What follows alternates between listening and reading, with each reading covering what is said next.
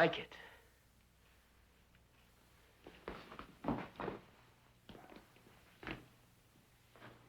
You love it? Yes, I love it. You hate it? No, I love it.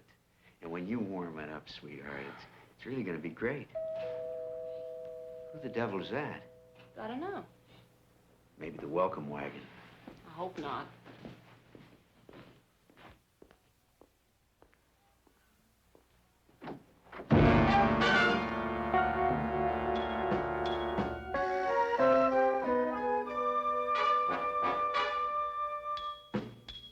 Behind her back.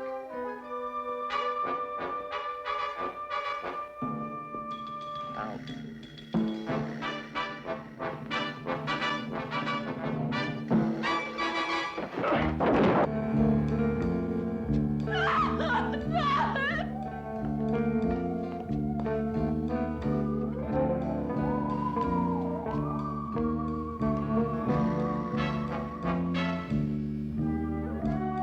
Now, you don't have to yell for help. Nobody'd hear you anyway.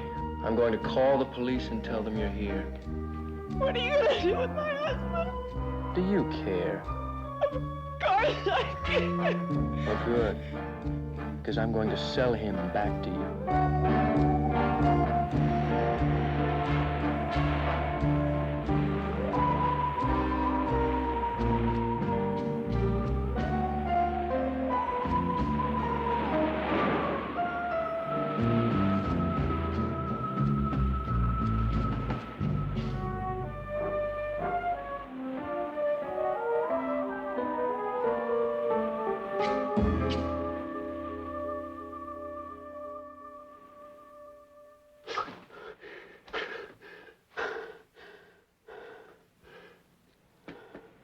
Coffee?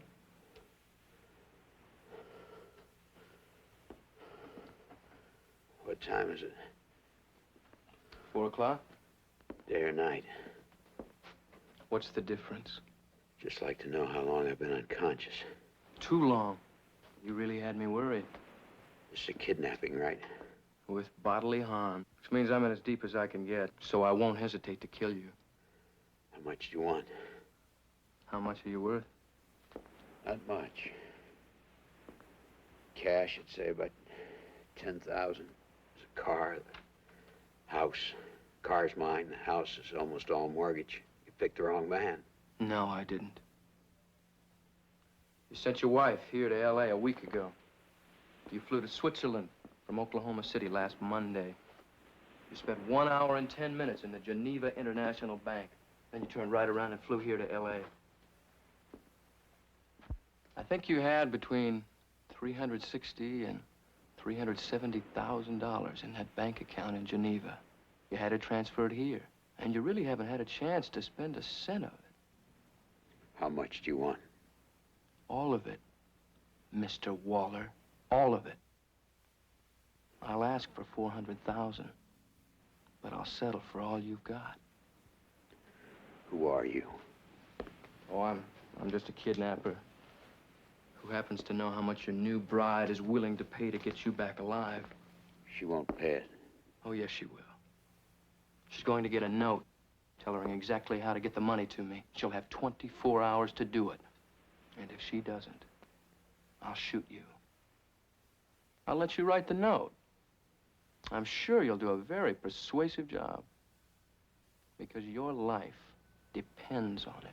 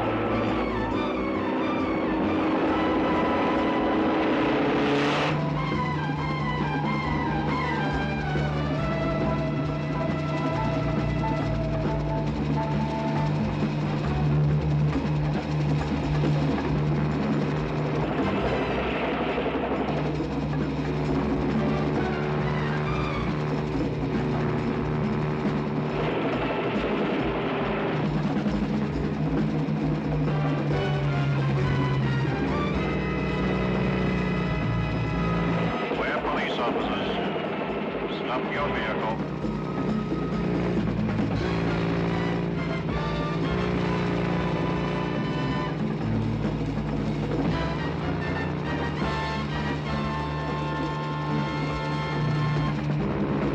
Hold it. You won't be able to get away. Stop your vehicle.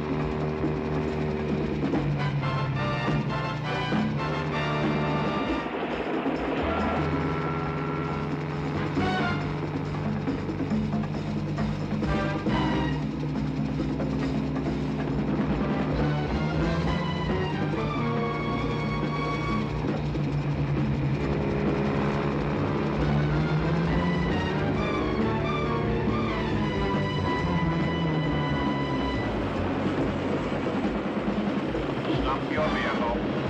We're armed police officers. There's no way you can get away from us.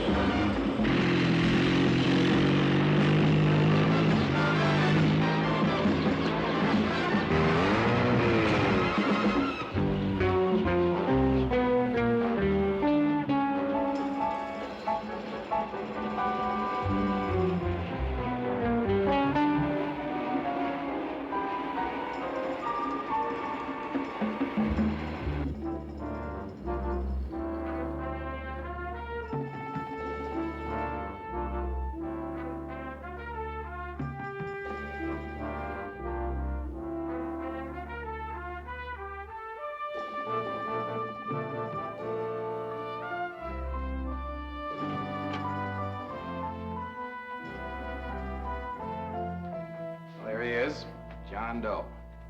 Hope you get more out of him than we did. John Doe, meet Nichols, Darrell, and Darrell, as requested. Good luck, Walt.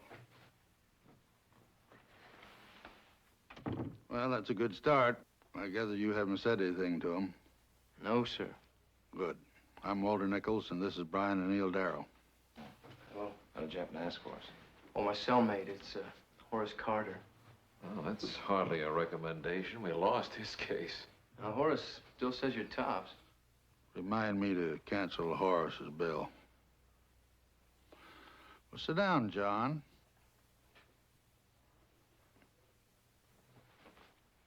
You know, the charge is kidnapping with bodily harm. Carries a possible death sentence. I know.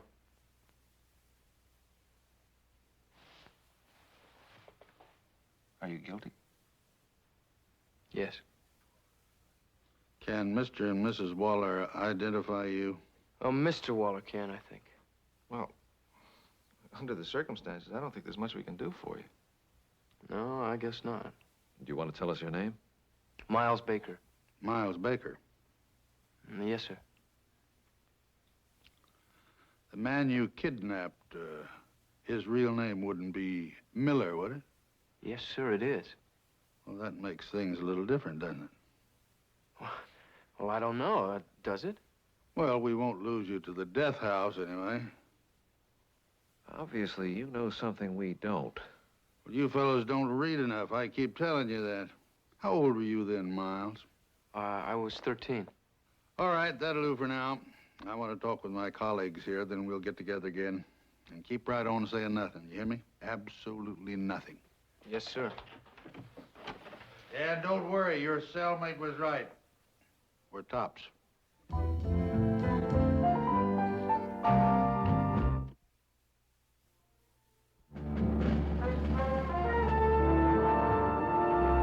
you see the person whose actions you've described in this courtroom?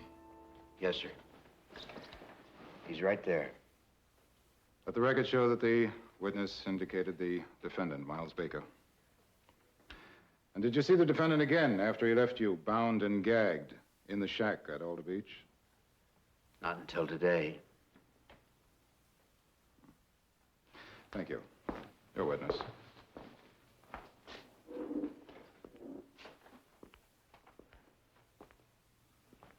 Mr. Miller. Or is your name Waller?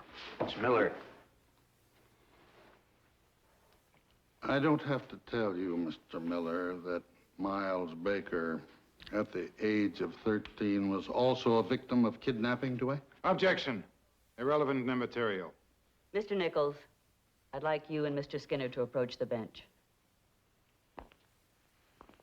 Mr. Nichols, I gather you were planning to ask Mr. Miller about his possible connection with that previous kidnapping. Well, in view of our plea, it's essential, Your Honor.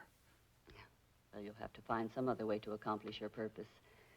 Questions to this witness about events in which he may or may not have been implicated 6 years ago are not relevant to this trial, and I will not permit you to get anywhere near that ground. I understand, Your Honor.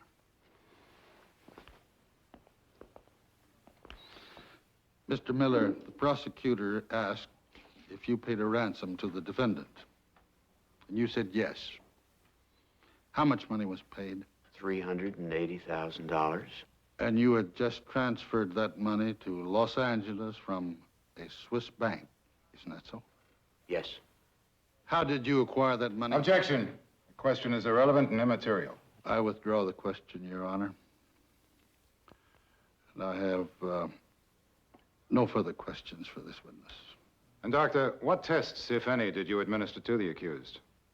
The Rorschach, the thematic apperception test, the Bender Gestalt. That's a test in which the patient is shown pictures which he then copies. I also use the Wechsler Adult Intelligence Scale and the Minnesota Multiphasic Personality Inventory. And from these tests, plus extensive clinical observation and interviews, what is your conclusion about the defense's contention that Miles Baker is not guilty by reason of insanity? Your Honor, Mr. Skinner is asking Dr. Berman to do somebody else's job. He should be giving the jury facts and reasons. It's up to the jury to decide the ultimate question of guilt. Mr. Nichols, you know very well that in California, a forensic psychiatrist may be asked that question and he may answer it. Answer the question, Dr. Berman. Well, the various tests administered to Miles Baker indicated a remarkable degree of maturity and intelligence, somewhat at variance with my other findings. My carefully considered conclusion is that at the time of the commission of the crime of which he stands charged, he knew what he was doing, and he understood that it was wrong. I also concluded that he had the mental capacity to maturely deliberate, to premeditate, and to harbor malice. Objection, Your Honor. The state's witness has been declared an expert, but the language of his entire last statement applies only in cases in which the charge is murder in the first degree. Objection sustained. Everything the witness said from the words, "I also concluded," will be stricken from the record. And the jury will disregard them. Doctor, is it your opinion that the defendant's behavior in no way meets the legal definition of insanity? That is correct. Thank you. You may cross-examine if you wish, Mr. Nichols. Doctor, you referred often to my client as the patient, didn't you? Well, perhaps I shouldn't have. Why not? Because our relationship was not a doctor-patient relationship. Well, as a matter of fact, your testimony could be quite damaging to him, couldn't it? Which would be a complete repudiation of the doctor-patient relationship. Dr. Berman has conceded that he should not have used the word patient. Thank you, Mr. Skinner. Doctor, isn't it possible for someone to know but still be totally incapable of bringing his knowledge to bear upon what he does? Yes, in some cases. In this case? I would need much more time with Miles Baker to answer that. Thank you, Doctor. By the way, that word "know" is pretty vague, isn't it? Medically, I mean. Well, I was using the term in the legal sense. Oh. The terms you've been using have two meanings. A legal one and a medical one. Sometimes. Frequently? Quite often. Then, in a medical sense, your conclusions about Miles Baker might be quite the opposite from the ones we hear you give here. Your Honor, I object to this line of questioning. Dr. Berman is an expert forensic psychiatrist whose participation here is solely to aid in the resolution of legal questions. Your Honor, may I be permitted to say again that this denies the jury its right to decide the ultimate question.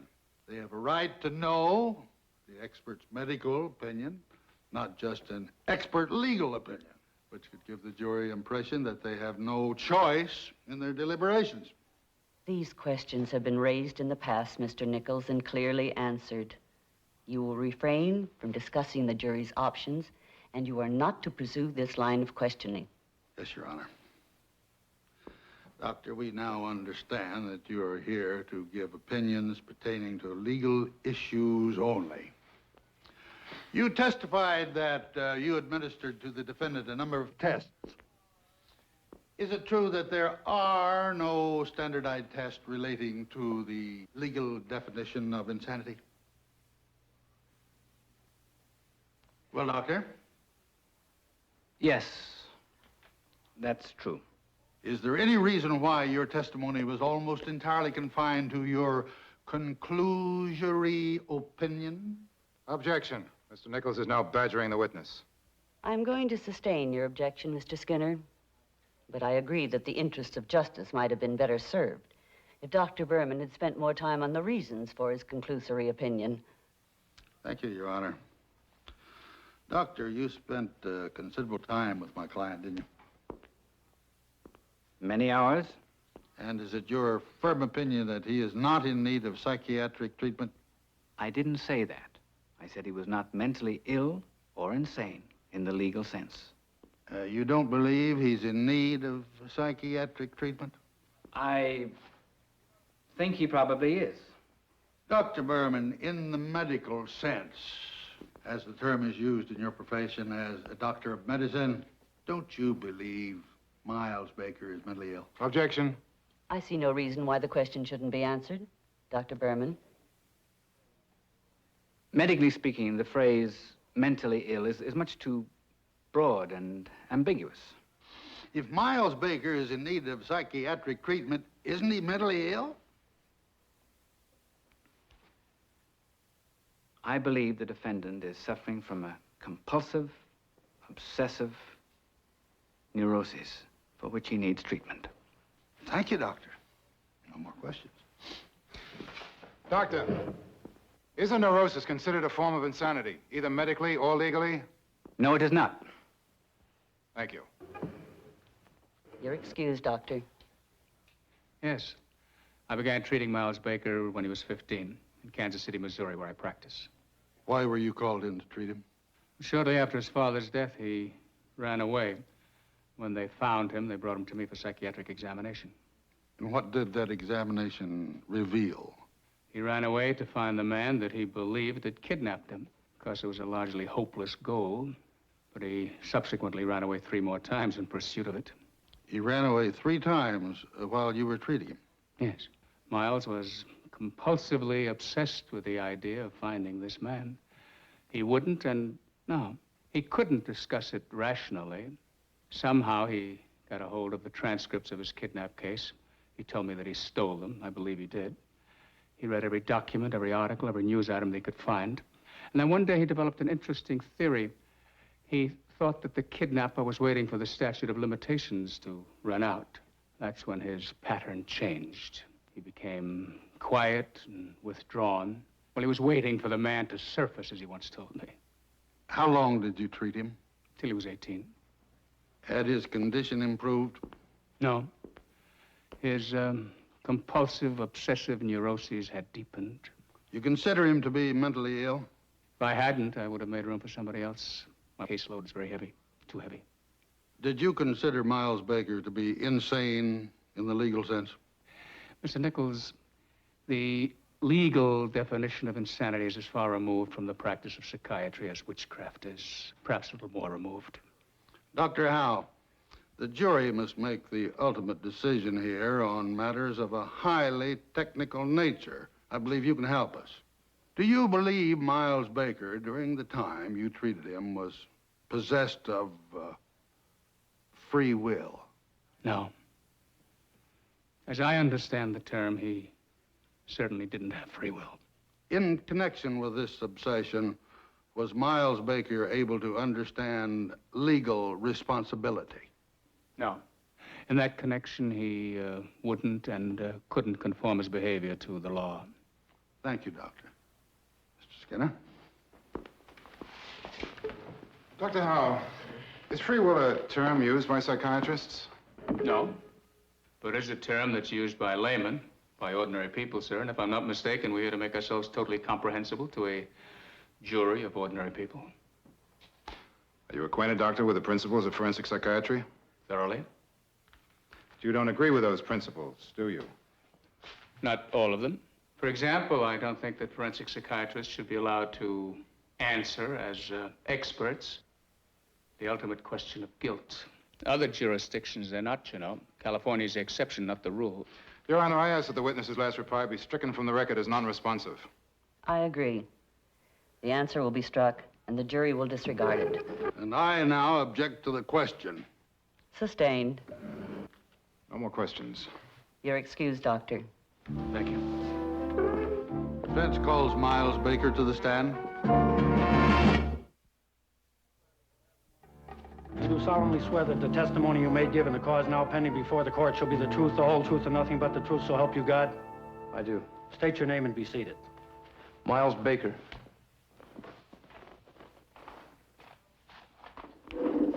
Miles, you stand accused of the charge of kidnapping with bodily harm. Do you understand that? Yes, sir. Were you yourself once the victim of a kidnapping? Yes, I was. Where? Where I was born, Kansas City. How old were you? I was 13. How old are you now? 19. Were you mistreated by the man who kidnapped you? Yes, sir. I was threatened. I was knocked unconscious. I was kicked. Objection. This testimony is irrelevant and immaterial to this case. Your Honor, our plea of not guilty and not guilty by reason of insanity rests upon the facts we believe led to the defendant's lack of capacity to conform his behavior to the law. Objection overruled. So long as defense's questions on the subject are related to the defendant's experience as a kidnap victim, which is a matter of public record, you may proceed along these lines. Thank you. Was a ransom paid to secure your release? Yes, sir. My father paid $250,000. Now, Miles, you heard the testimony here of the man you were charged with kidnapping. The man who was using the name Harold Waller, whose real name is Howard Miller. Yes, sir. Is Howard Miller the man who kidnapped you? Objection. Howard Miller was arrested on that charge, but never tried because of insufficient evidence. Your Honor, Howard Miller transferred to Los Angeles $380,000 from a Swiss bank. Simple calculation shows that $250,000 deposited at the time Miles Baker was ransomed would equal exactly that amount. Objection. Sustained. Mr. Darrow, let's have no more summation statements during examination. Yes, Your Honor. I'll put the question in a way I'm sure you will approve. Miles, when Howard Miller was arrested shortly after you were ransomed 6 years ago, did you believe he was the man who kidnapped you? Yes, sir. And you have believed that ever since? Yes, sir. What have you been doing for the past 18 months? Keeping Harold Waller, Howard Miller, under surveillance. You hired people to do this? Sometimes. Mostly I did it myself.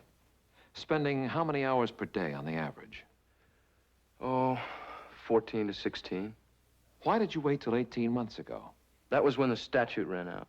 You mean 18 months ago, Howard Miller became free to use the ransom money as... Objection. Facts not in evidence. I'll rephrase the question. Miles, you knew that if Howard Miller was guilty, as of 18 months ago, nothing could be done about it by the law. That he could retrieve the ransom money, spend it openly, even admit that he kidnapped you, but the law could no longer touch him. Yes, sir, I knew that. And that's when you began spending almost all your waking life following every move he made. Yes, sir. Now, why did you do that? Because I took a solemn vow that I would never let him enjoy a penny of the money my father paid him. When did you take this vow? When my father died, 2 years after I was kidnapped. I was 15. Your father died bankrupt, didn't he? Yes, sir. Do you believe he died as a result of his making the ransom payment? I know he did. Objection. Please, just answer yes or no, Miles. Now, you believed then, and you believe now, that the aftermath of the kidnapping and ransom payment caused your father's death? Yes. Do you keep in touch with any members of your family? No, sir. Do you keep in touch with friends? No, sir. Miles, Do you have any friends? No, I guess not. Do you regret this or anything else in your recent life? No, sir. If you had the chance, would you continue to live as you have been living? Yes, sir, I would. I have no further questions.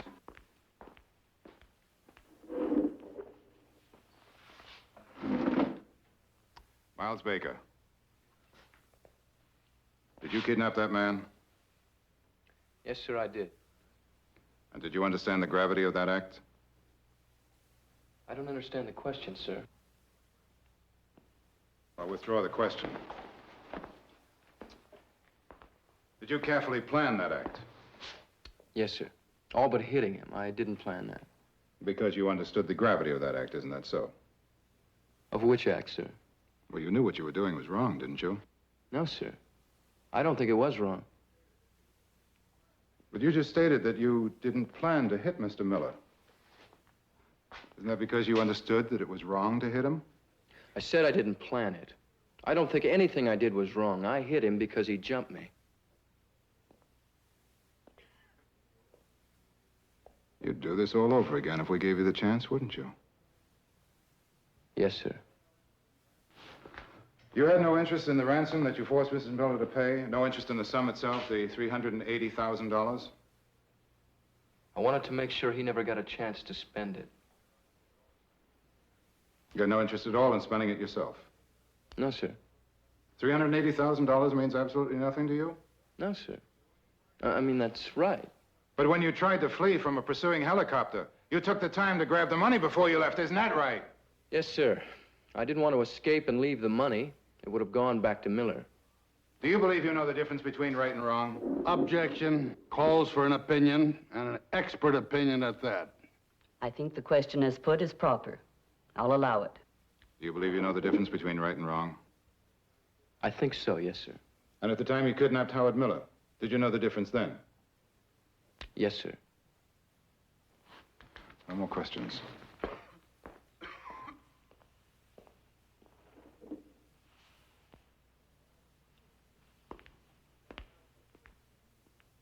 Miles, would you have spent any of the ransom money you tried to get from Mrs. Miller? No, sir. Why not? I really wouldn't have any need for it. Why not? Well, my aunt died about 2 years ago. She left me some money. How much money? It was just over $2 million. No further questions, Your Honor. The witness may step down. The jury having returned a verdict that the defendant was insane at the time the offense was committed, I now direct an order that the defendant be committed to the Department of Mental Hygiene for placement in a state hospital. I further order that the defendant not be released from confinement unless and until this court finds and determines that his sanity has been restored. The court stands adjourned. Well, Mr. Nichols, did we win or lose? Well, I won. Whether you win or not, it's up to you. We're not through yet, Miles. You'll be eligible for a review on your sanity in 90 days, Miles. We'll see that that review takes place. And if that gate opens, Miles, you're the fellow that's going to have to open it. Now, you don't think I'm insane, do you, Mr. Nichols? Well, I'm not a psychiatrist, but you've got a problem. It's not easy for a sane man to convince a bunch of psychiatrists that he's cured.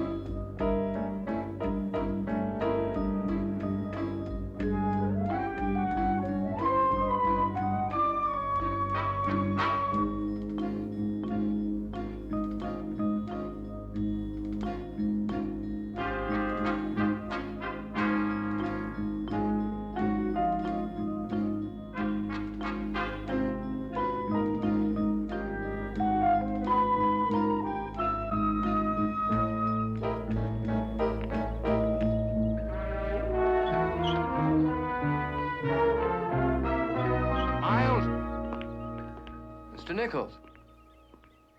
Think I'd get you out and then just forget about you? Well, I'm glad to see you, and I'm not surprised. Then why do you look surprised? Well, maybe I am at that. I got you out of that institution with a lot of smart help from you, I'll admit, but I got you out. And I'm here because I want an understanding between us. You follow me? No, sir. You owe me something, and I want it.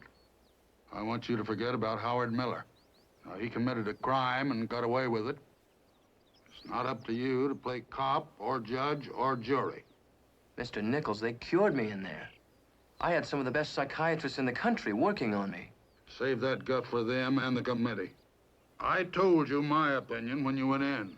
You had a good old-fashioned vendetta going, and I'm telling you now what my final fee is. My fee is forget it.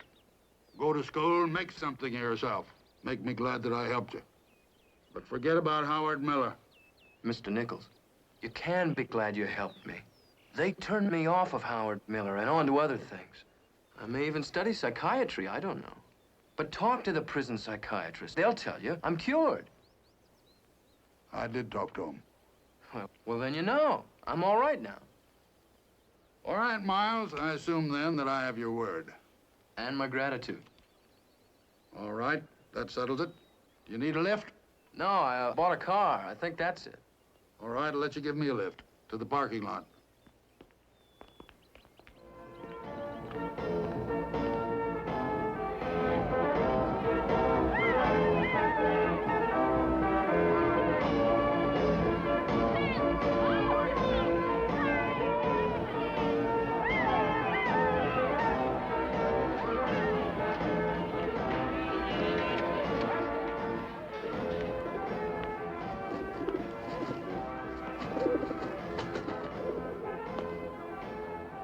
You, Mr. Baker?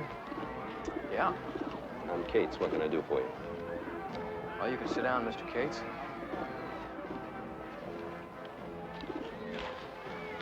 How many men do you have in your agency, Mr. Cates? There's many men that are needed on the job. Men are available to me. All licensed, all good, reliable private detectives. All right. I want you to use as many men as it takes to find someone for me.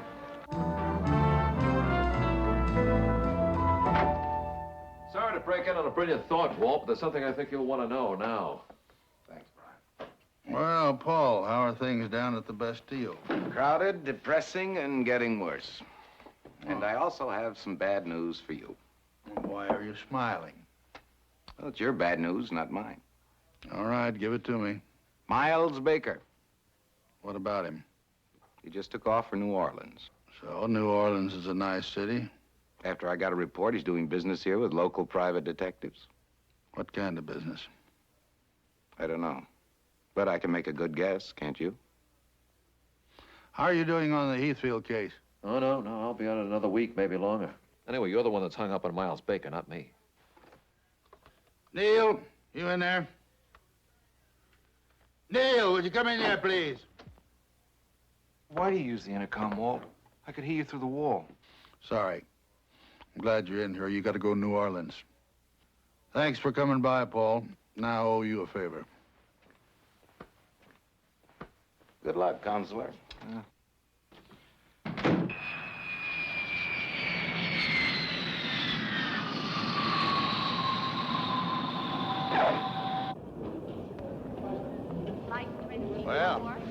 Well, I owe you an apology, Walt. So I was right.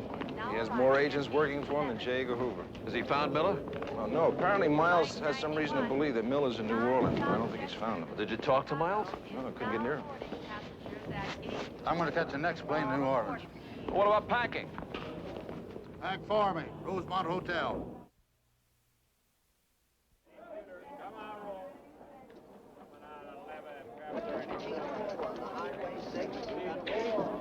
All right, he's coming out. He threw a 7. 7 is the limit. Honey, you set a $500 limit on yourself. Let's go, huh? I haven't gone over 500 yet. You've lost over 600. Let's go.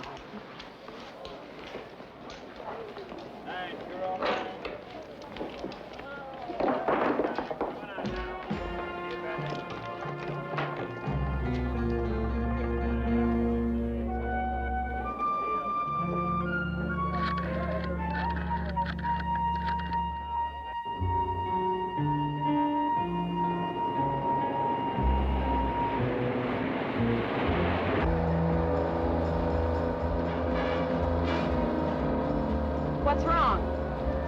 You see that sports car behind me? You see that kid in it? That's him, isn't it? Oh, honey, I can hardly see him. You've got to stop this. When I picked up speed, he picked up speed. He's in a sports car. Of course he would. He's right on me, and I'm doing 85. Probably thinks you want to race him or something. Slow down. All right, all right. You see that? He slowed down, too. What else could he do, run into you? Could have passed me. You're still going over 70. I'm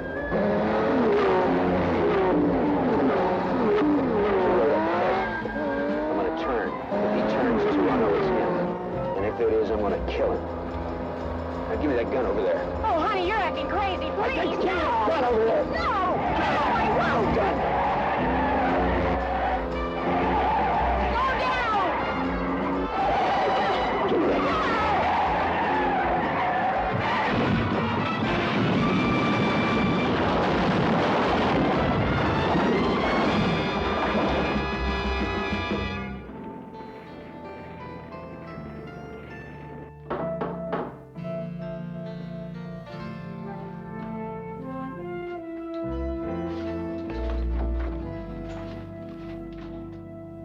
Miles?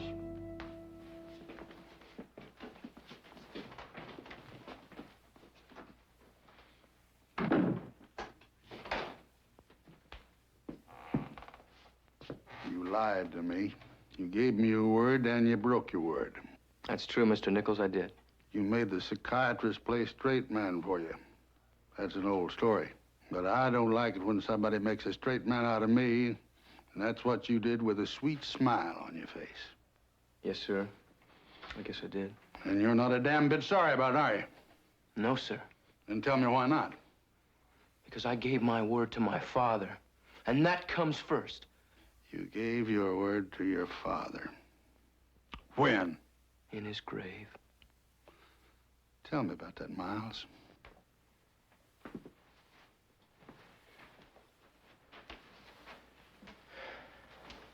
After the funeral, when everybody else had gone, I came back and I told my father, I promised him that Miller would never get a moment of pleasure or profit from the money my father paid him to save my life. And I won't stop trying to keep that promise. Miles, don't you understand? If you try anything against Miller again, anything, you'll be in prison or in some state hospital for the rest of your life.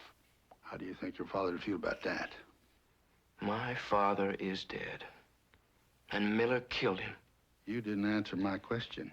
Oh, yes, I did. Miles, I was wrong about you. You're sick. There's no question about it. Now, I got you out of that hospital, and I can put you back in it again. Which I will damn well do if you don't...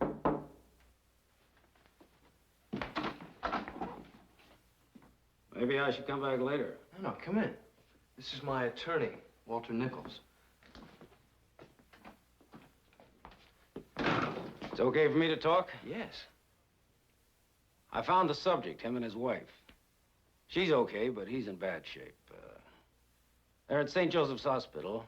Their name is Halloran now. Dr. Clement, telephone, please. Dr. Charles Clement.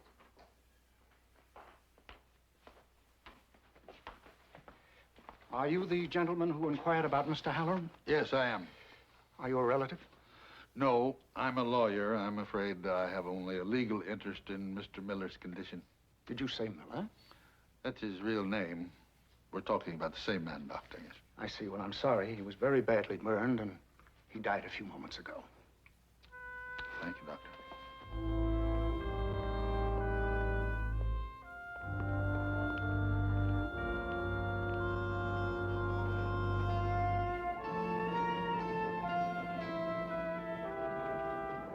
Well, Miles, where do you go from here? Miles, where do you go from here? I don't know. Maybe I was insane, Mr. Nichols. guess I really was.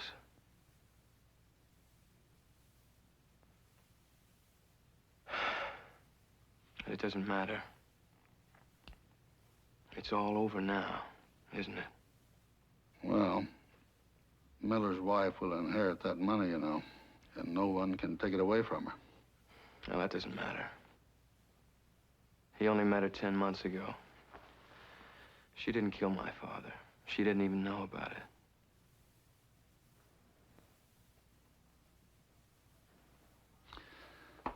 You know, Miles, I haven't had anything to eat since I left L.A. Would you consider having something to eat with me? Mr. Nichols, I think I'd like that.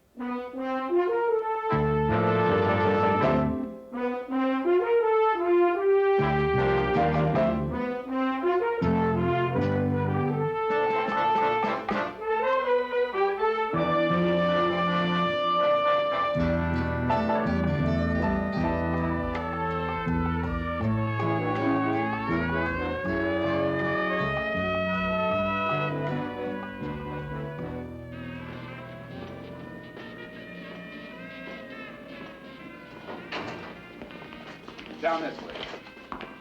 Right down here. I think he's in the next one. Estrada?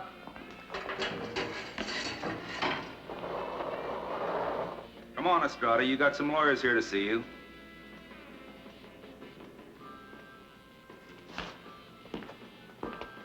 You'll be able to stay 20 minutes.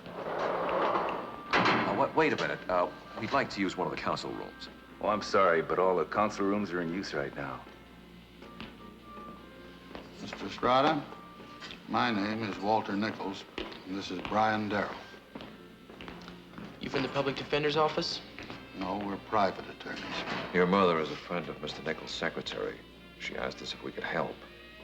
We have no money. Well, Carlos, all lawyers try to make time for some pro bono publico work. Now, that means... I know what it means. I speak Spanish, Mr. Nichols. I appreciate your coming here to try to help me, but I don't think anybody can do anything. My public defender's tried. He's tried hard, and he hasn't even been able to get me a trial. I've been in here 7 months.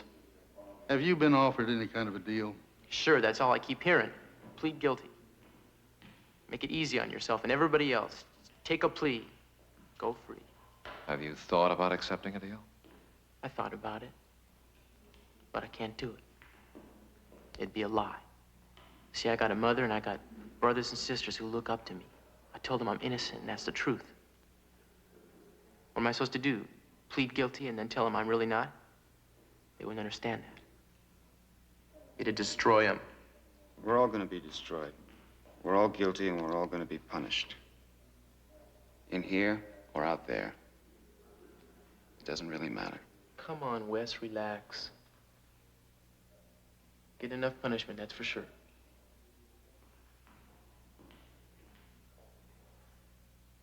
What are you looking at me for?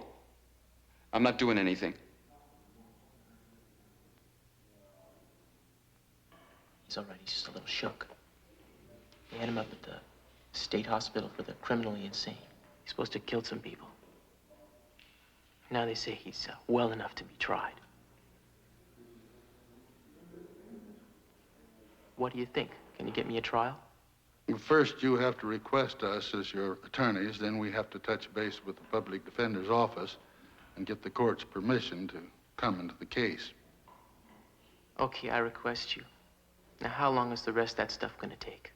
If you mean, will it take another 7 months? The answer is no. More like 7 days. I didn't invent plea bargaining, Mr. Darrell, and I don't like it any more than you do. Look, that man's been in jail for 7 months. He could walk out of here tomorrow if he'd take a plea. He's still demanding a trial. Now, doesn't that say something to you? Yeah, the same thing it says to you. I believe he's telling the truth, too. But I don't know how I'm going to get a jury to believe it. So you're willing to let an innocent man walk out of here with a felony conviction on a record he's kept clean since he was 13 years old? In his case, the answer is yes. Look, what are the alternatives, huh? The alternatives are that he's going to spend a fortune of the taxpayers' money, plus he's going to get a 10-year sentence to boot. I tried to make him understand. I tried and I failed. And do you know why? Because he doesn't trust me any more than he trusts the cops or the DA's office. Most of the people we defend don't. They think we're part of the establishment, the corrupt establishment that's trying to do him in.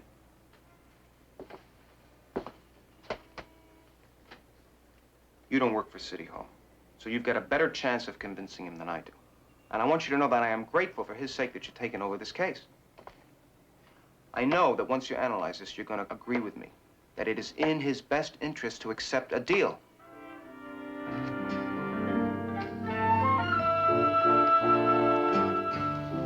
Now, have you gone over this whole business clearly in your mind so that you can tell us exactly what happened? Yes.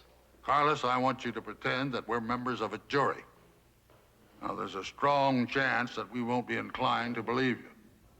Most of us figure if the police arrested you, you're probably guilty. Now, you tell us what happened in your own words. Tell it as truthfully and as exactly as you remember it, because we're going to be waiting to punch holes in it.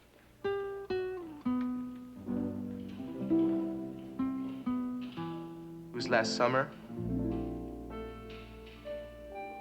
That was over half a year ago. It was a hot day, and I stopped at the market to get some ice cream. I met this girl there. Her name was Teresa Cuervo, and I asked her if she wanted some ice cream, too. We took a walk. We saw some stairs where it looked like there'd be some shade. So we walked over there, sat down, and started to talk. Just get acquainted, you know. And then we heard this scream.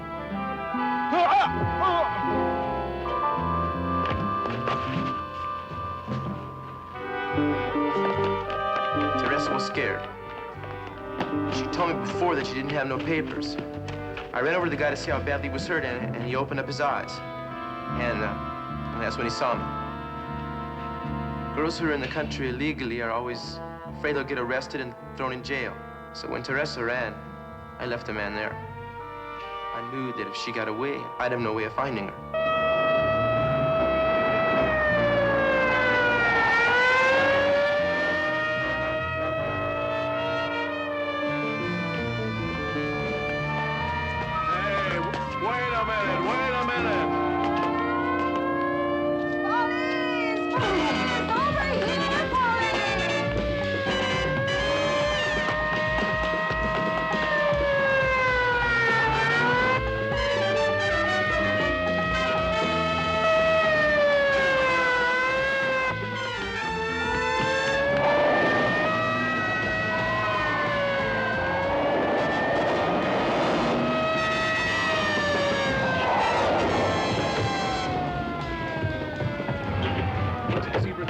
7 at 5th and Reed, requesting backup. ATC resumed. Roger.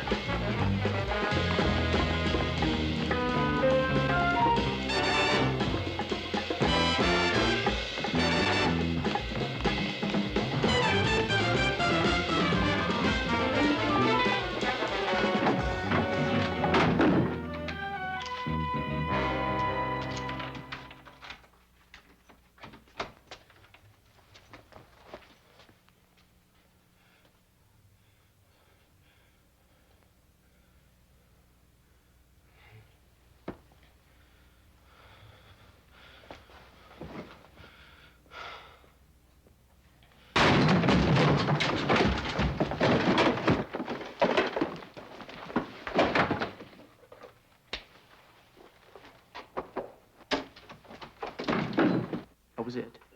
I was arrested and booked. That was it. Are you sure that's the way it happened? Exactly the way? Every word of it's true. The police report says the arresting officers knocked twice, and when you didn't answer, then they kicked the door in. I don't know. They might have knocked. I don't remember. What about those two people you saw attack the man? Did you know them? No, I never saw them before. The girl you were with, Teresa Cuervo, do you have any idea where she is now? No. She told me she worked for a family in Beverly Hills as a maid, but I don't know who they are or where they live. You know how she got the job? No, I don't.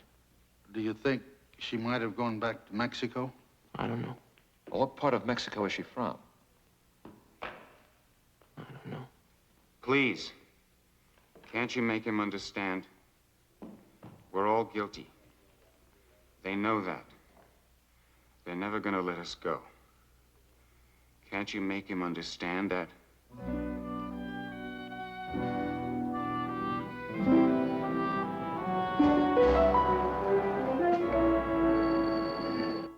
I am not about to drop the charges against Carlos Estrada, and I've got to tell you that to go to trial with this case would not only be an exercise in futility, it'd be a criminal waste of the court's time and the taxpayers' money.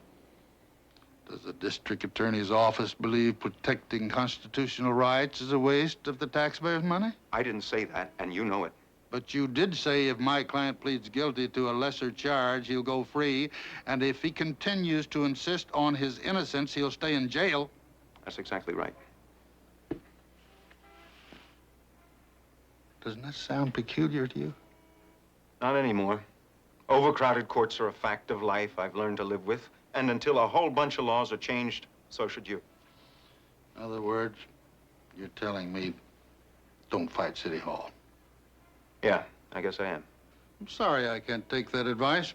I get paid for fighting City Hall. Now, you get paid to give your client the best possible defense. And I know ultimately that that's what you'll do after you've gathered and examined all the facts. Mr. Craig, for the first time since I walked in here, I agree with you completely.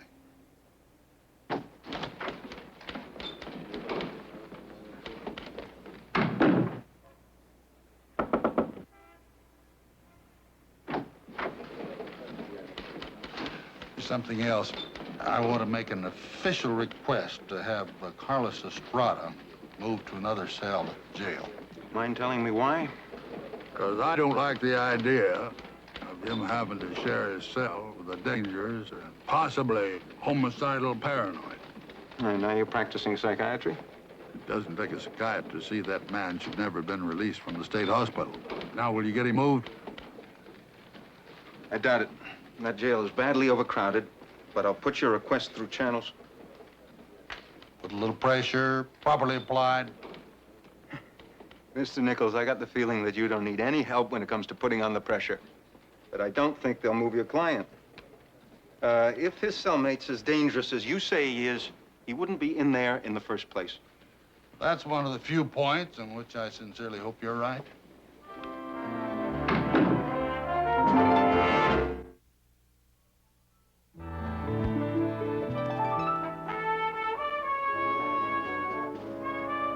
Now, what about Corvo or Curvo?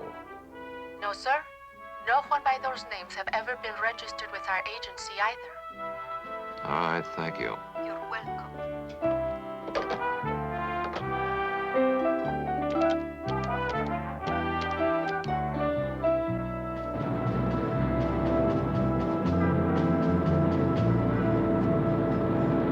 Señorita, le vamos a conseguir una buena chamba. En 2 o 3 semanas va a sacar usted un sueldo fantástico, ¿eh?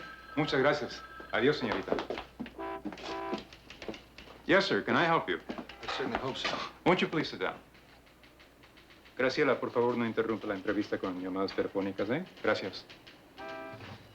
Do you need a maid? Oh, well, in a way, yes. Are you interested in day work or live-in? No, I'm sorry. I think I misled you. I'm an attorney, and I'm looking for a girl, a specific girl who worked in Beverly Hills as a maid.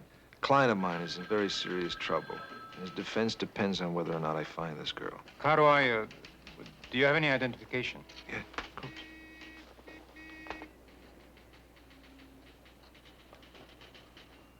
Well, I suppose it's all right for me to help you, if I can.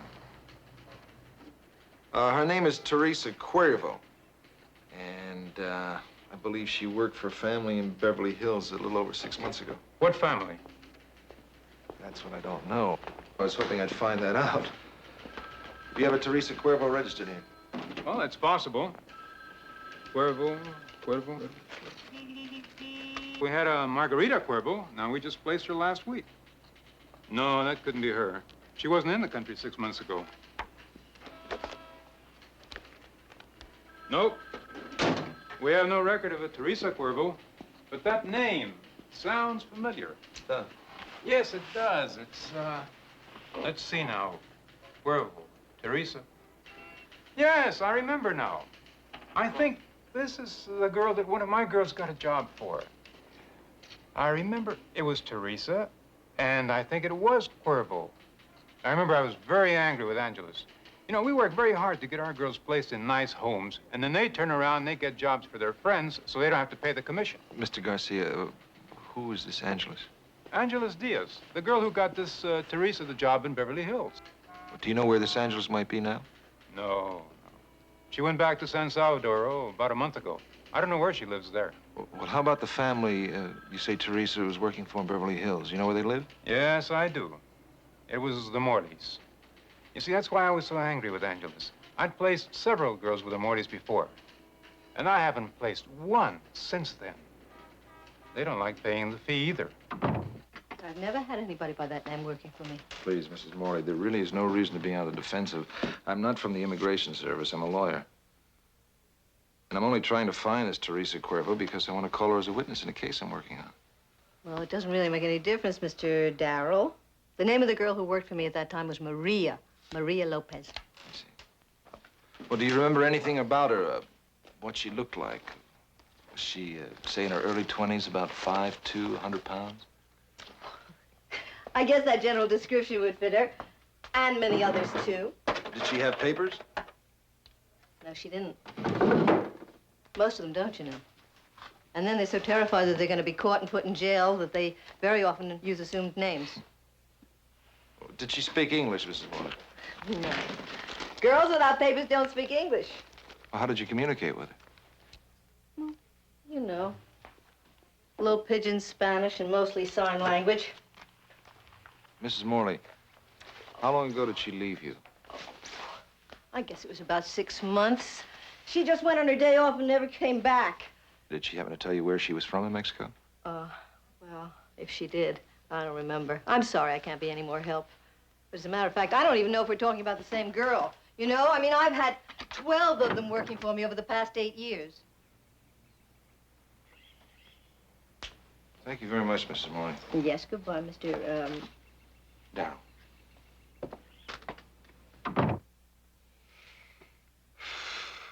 Walt, we've been over it again and again. We can't find Teresa Cuervo. There's just no way to win this case in court. Well, I'm about to make a suggestion, Brian, and I know in advance you're not going to like it. If it's anything like the one I was about to make to you, you're right. I'm not gonna like it at all. I don't understand. I just don't understand. You said you could give me a trial. I mean, that's what you said. You said 7 days. Yes, that's what I said, Carlos. But we've been over all the evidence. We've talked to the district attorney, to your public defender. We've come to the conclusion that unless we can find Teresa Cuervo, we just have no defense.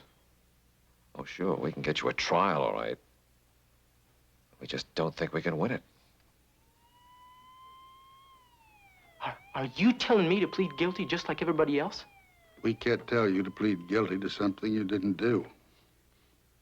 But we're obligated, as your attorneys, obligated to let you know that if you're guilty of anything at all, and you so plead, you understand that, so plead, you'll be free to go almost immediately.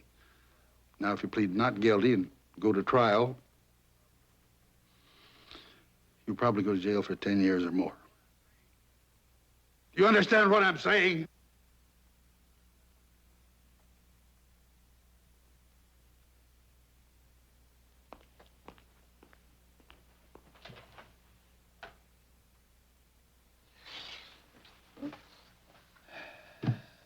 Carlos, just think about what we've told you, all right? And let us know what you decide.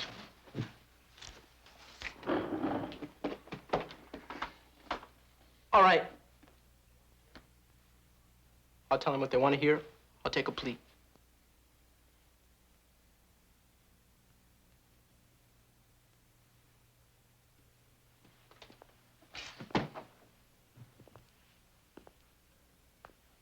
Carlos, you gotta understand one thing. One thing, you hear me? Now, if you do this, you got to make the judge believe you. If it looks in that courtroom like you're making a deal, the judge will, well, he'll never accept a change of plea. Is that clear? I just want to get out of here. I have to get out of here.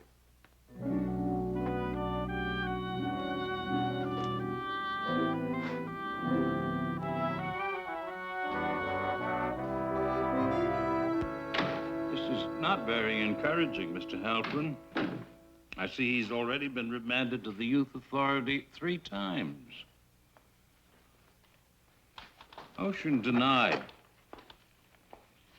The initial probation reports will be secured, and the defendant will be returned here on the 17th for sentencing. Carlos will be next, Mrs. Estrada. People versus Carlos D. Estrada.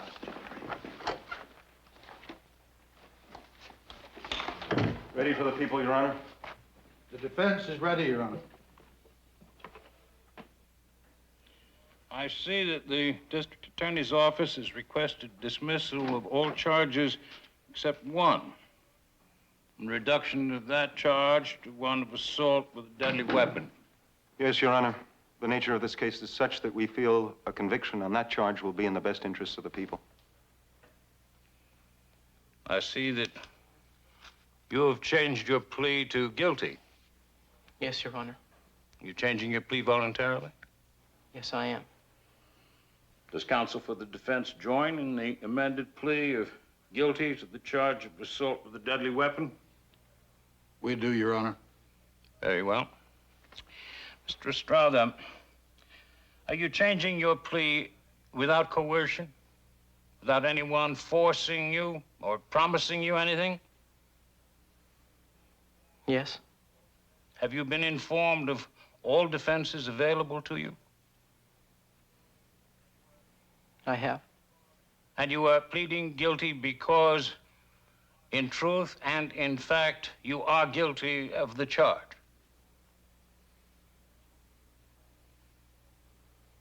Yes, I am. I did what they say I did. In that case, I have no objection to accepting the amended plea of guilty to the charge of assault with a deadly weapon. No, I'm sorry, I can't do this. I can't do this. I'm lying. That's wrong. I'm lying. I can't lie like this. I'm sorry. You're all Mr. liars. Estrada. You're liars. Now, that will be enough of that. You're lying, too. You're all Be lying. quiet. You're all liars. Settle down, Carlos. No, I will not calm down. I have to tell the truth. You will quiet down or you will be charged with contempt of court. Contempt? What do you mean, contempt? Be quiet. It's you're the one that's in contempt. You and all your deals. I did nothing. I'm innocent. You hear me? I'm innocent. I will not say I'm guilty if I have to rot forever in your stupid jail. Clear the courtroom.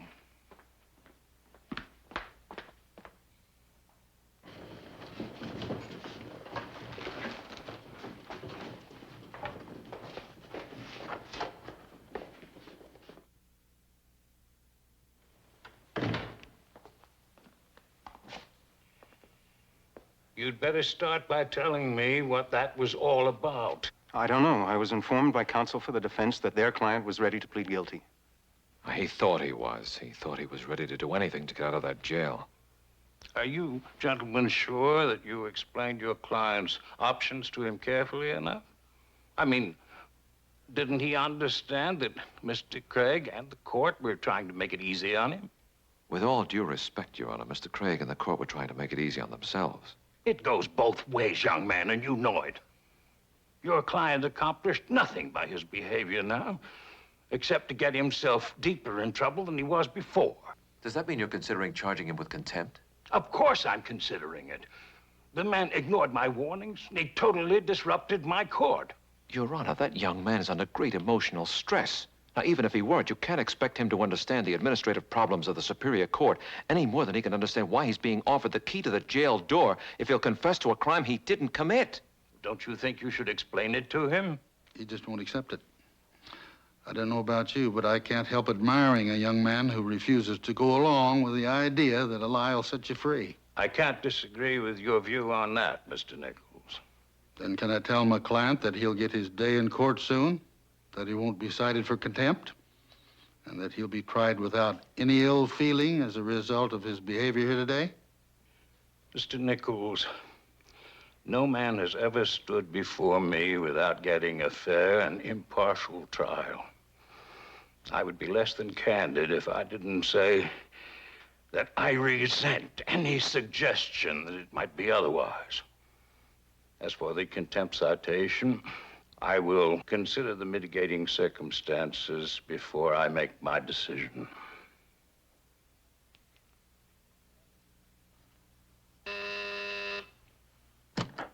Yep. It's Mr. Craig for Brian on 1.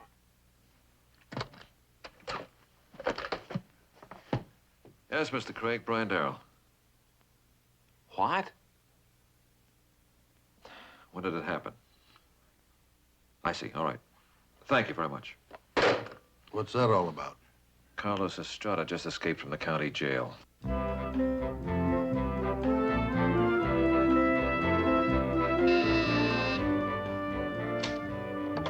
Yes?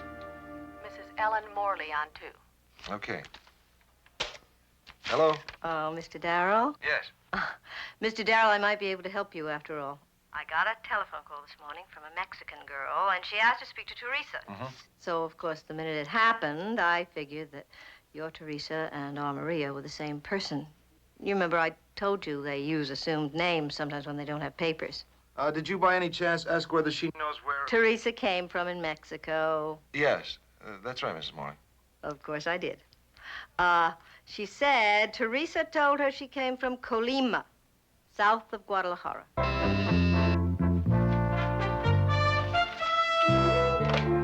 Yes? Mr. Brian Darrell to see you. Tell him to come on in.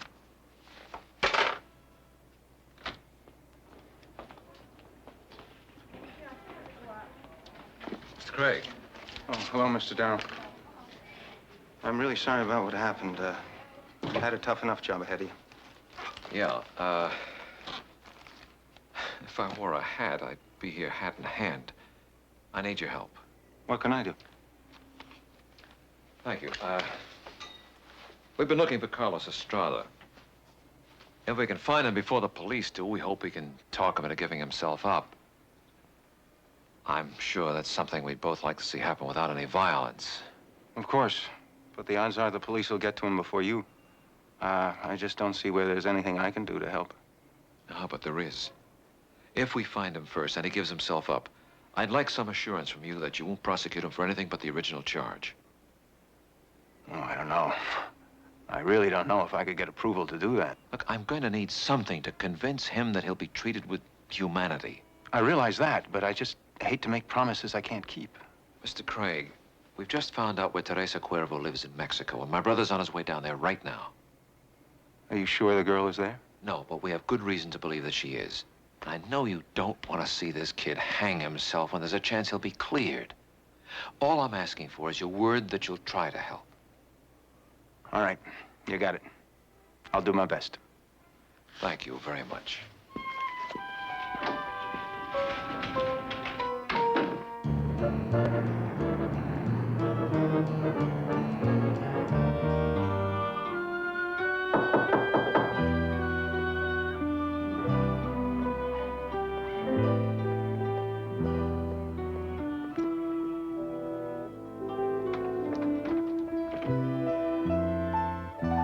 Mrs. Estrada, I'm Walter Nichols.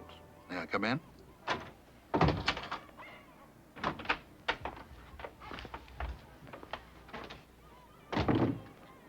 My son isn't here. I didn't think I'd find him here, Mrs. Estrada. Then why do you come? Well, I hoped that you might know where he is. Do you think I would tell you if I knew? Váyanse a su cuarto a jugar y se quedan allá hasta que los llame. Well, I think you should tell me if you know. If we can find him before the police do, we might have a chance to help him.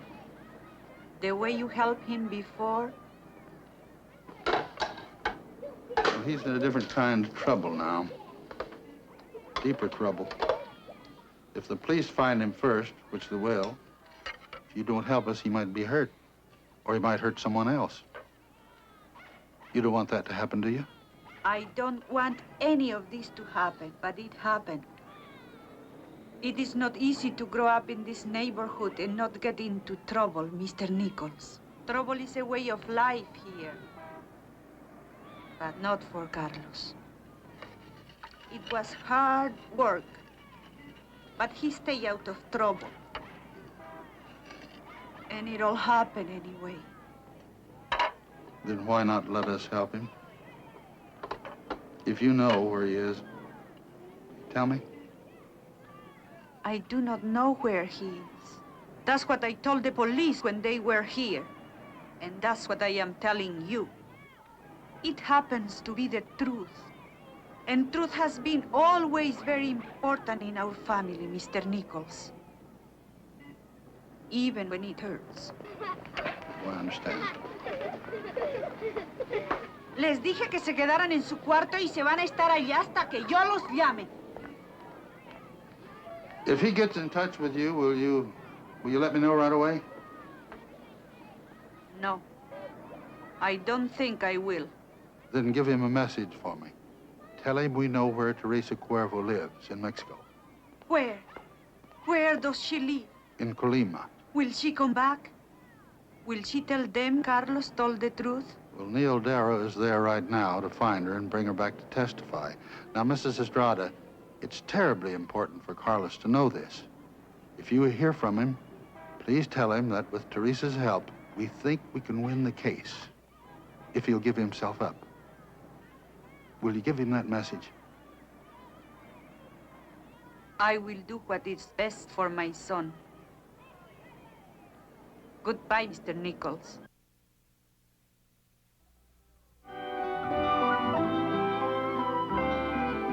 No, que es una trampa. Yo no voy a regresar a los Estados Unidos. She says she will not go back to United States. She says it's a trick. It is not a trick. Teresa, you must believe me. I'm not from the United States government. Sister, tell her that Carlos Estrada is accused of committing a very serious crime, and she's the only one who could help him. I'm working for him, not the immigration department. I'm his attorney. Él dice que no es una trampa, que Carlos Estrada está acusado de un crimen muy serio y usted es la única persona que puede ayudar a él. Él no es de inmigración, él es el abogado de Carlos. Pues yo lo siento mucho que Carlos se encuentre en una situación tan difícil, ¿sabe? Él fue muy bueno conmigo. Pero yo no puedo regresar. Yo tengo mucho miedo de regresar. She said that she liked Carlos and is sorry for his trouble, but she can't go back. She's afraid to. Nothing's going to happen to you. Pero ellos me meterán en la cárcel. She says they put her in jail. They won't, I promise you. Pero mire, yo entré en el país ilegalmente. De seguro que si regreso me meterán en la cárcel. She says she entered the country illegally, and that's why they would put her in jail. Teresa, they will not put you in jail. No van a meterla en la cárcel.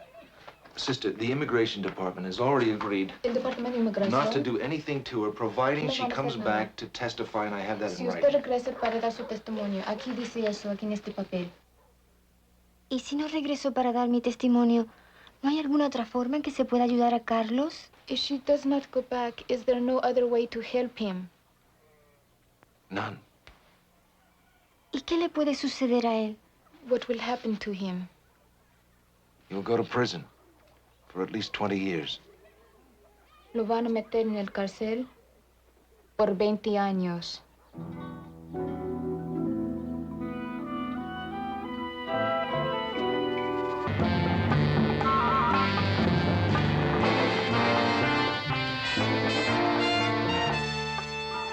All units in the vicinity and 1 Adam 25, a 415, man with gun, 8746 East Soto. Possible hostage involved. 1 Adam 25, handle code 2.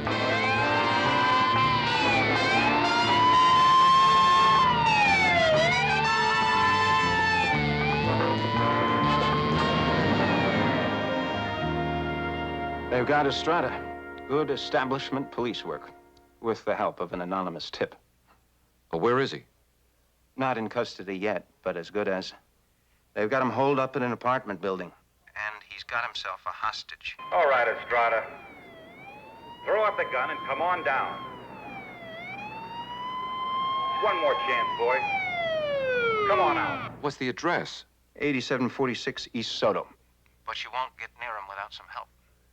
Oh, thanks. I'll meet you there. Why don't you play it smart? Come on out. I promise you nothing will happen to you. Throw up the gun and come on down.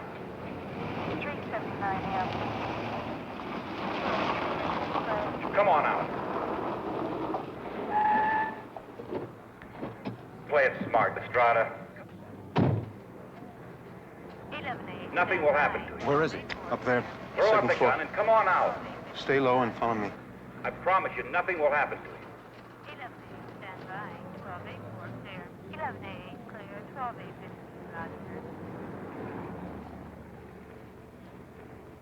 What's happening? Nothing. He's got an old woman in there with him, so I can't use tear gas. Who are you? He's Estrada's lawyer. What, are you selling tickets? He thinks he can help. How? I can try to get him out of there. What do you think we're doing? Just give me a chance to talk to him. No, not with that. You're not walking out there. That's what you have in mind. He's got a gun, and he'll shoot you before you get halfway across the yard. Is there a phone in there? Yes, but it's dead. They didn't pay the bill. Well, the phone company could connect it up again. They don't have to go into the building to do that. Yes, I guess so. Well, then how about throwing some weight around and getting it done, fast?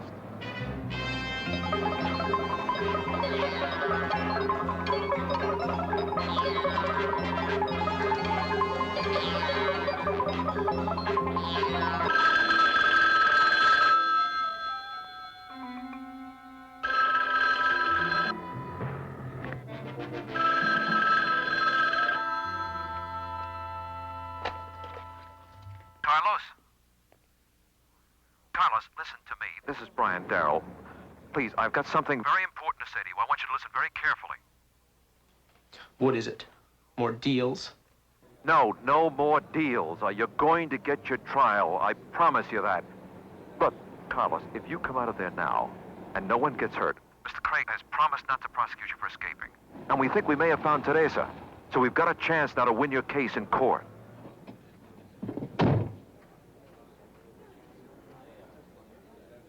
Craig is a liar. I don't believe him. And I don't believe you either. You're just like everybody else. You're a liar, too. Please, Carlos, give us a chance to help you. You'd say anything just to get me back there. Give it to me.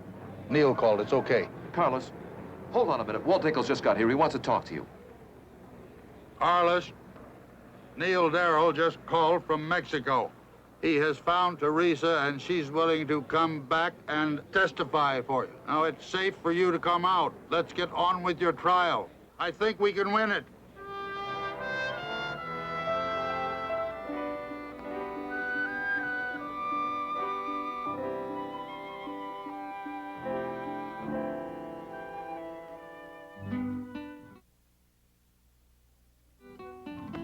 Y estábamos así sentados juntos, nomás hablando, ¿sabe?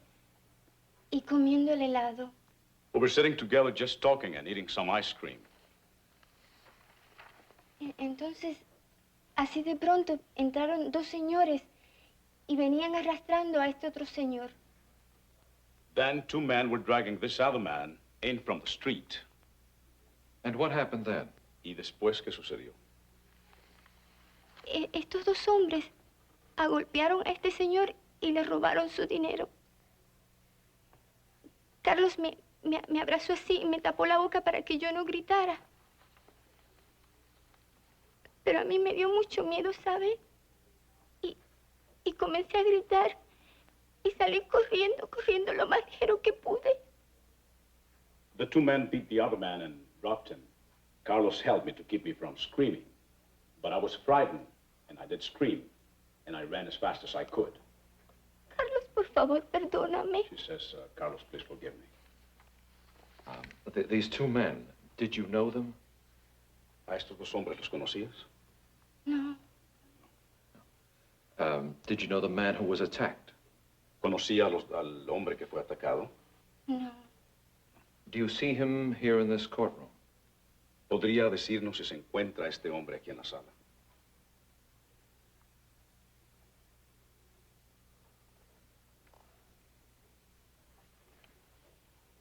Ah, mire, ese es el señor. Ese fue el hombre que atacaron. Yes, that man is the one that was attacked. Let the record show that the witness has identified the victim, David Ramirez. Muchas gracias, señorita. Your witness. No questions, Your Honor.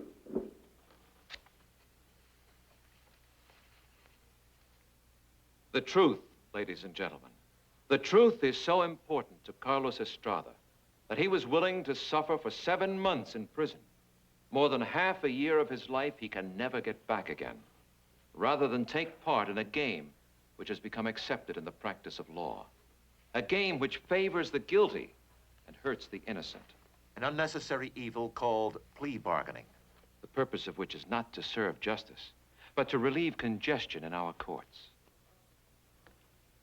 Carlos Estrada was willing to suffer the punishment of confinement and put his future, the best years of his life, on the line because he couldn't allow himself to play out his role in that game. It has been said that truth, like all other good things, may be loved unwisely, may be pursued too keenly, may cost too much. The truth has already cost Carlos Estrada too much. Whether it will cost him still more is now up to you. Thank you.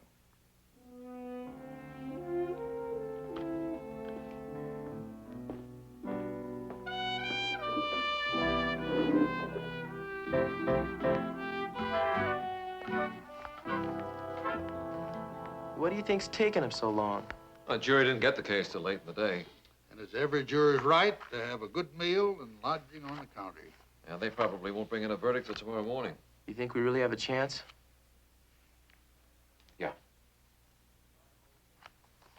Well, if I only have to spend one more night in this place, it'll be a picnic. Look, I think I'm gonna get some sleep. Good night, Mr. Nichols. Good night, son. Mr. Darrow.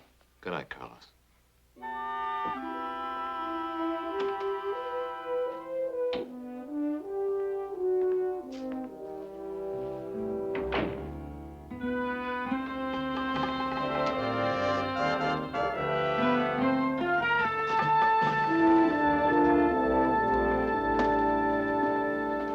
out your cigarettes, please. Remain seated and come to order. This court is now in session.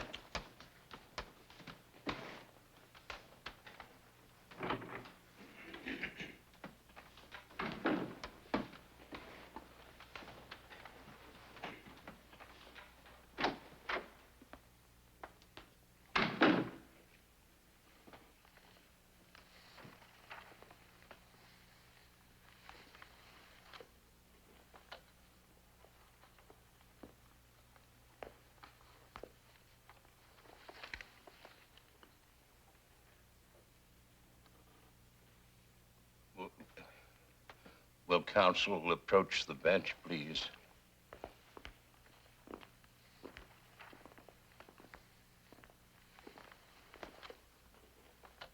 The bailiff has just informed me that Carlos Estrada is dead. He was strangled in his cell by his cellmate.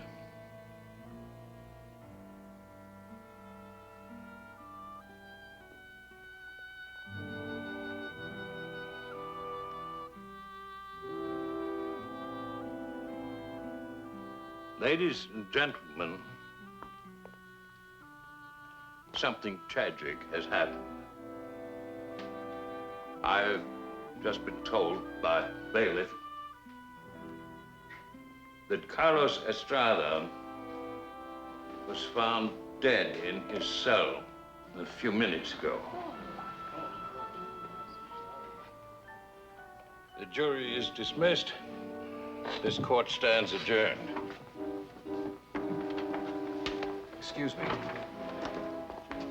I know it doesn't make any difference now, but I just want to know. What was your verdict? Not guilty.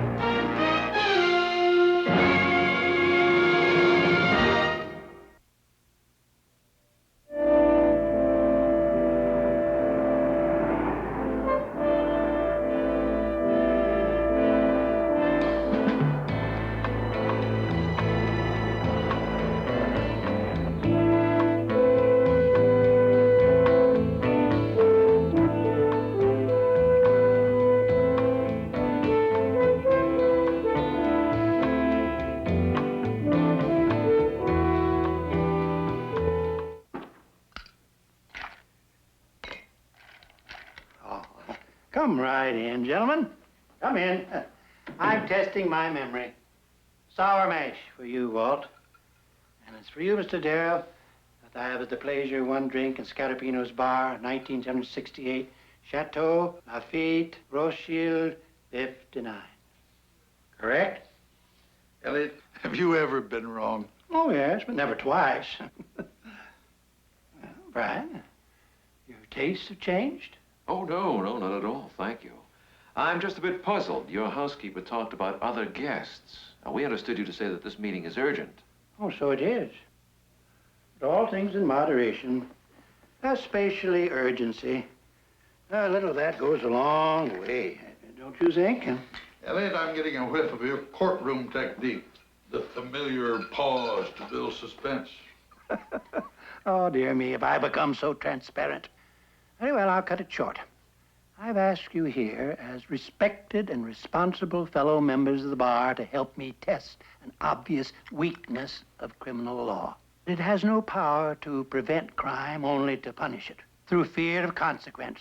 But suppose that fear of consequence is removed. Is there a law, any law, to prevent a man from committing any crime he chooses, including murder? You didn't bring us here to pose a hypothetical question. The hypothetical aspect is only temporary. You see, a murder has been planned for tonight in this house. And the man who plans it has nothing whatever to lose. Someone's threatened your life? Oh, no. It's my intention to commit the murder. And I challenge you to prevent me by any legal means. Cheers.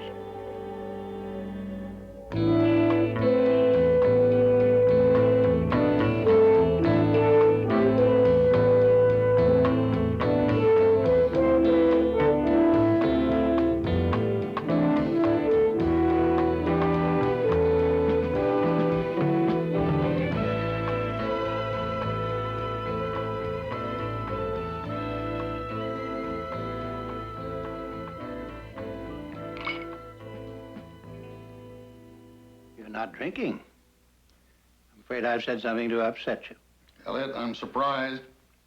I didn't think you were capable of this. A murder? Poor taste, sick humor.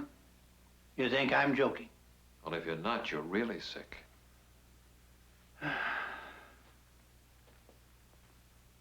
Well, I can't deny that.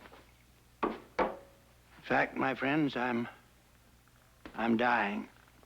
With any luck at all, I'll be dead within 90 days. What kind of nonsense is that? The most ridiculous kind, I'm afraid. Grimly serious. How long have you known? Since before I retired from practice, over a year ago. May I ask the nature of your illness? If you don't mind, the subject depresses me. Rest assured, I spent a fortune to be told in several languages that I haven't a chance. I always find it curious that the incurable cases are so expensive. Wouldn't you think they'd give a discount? I'm sorry, Elliot.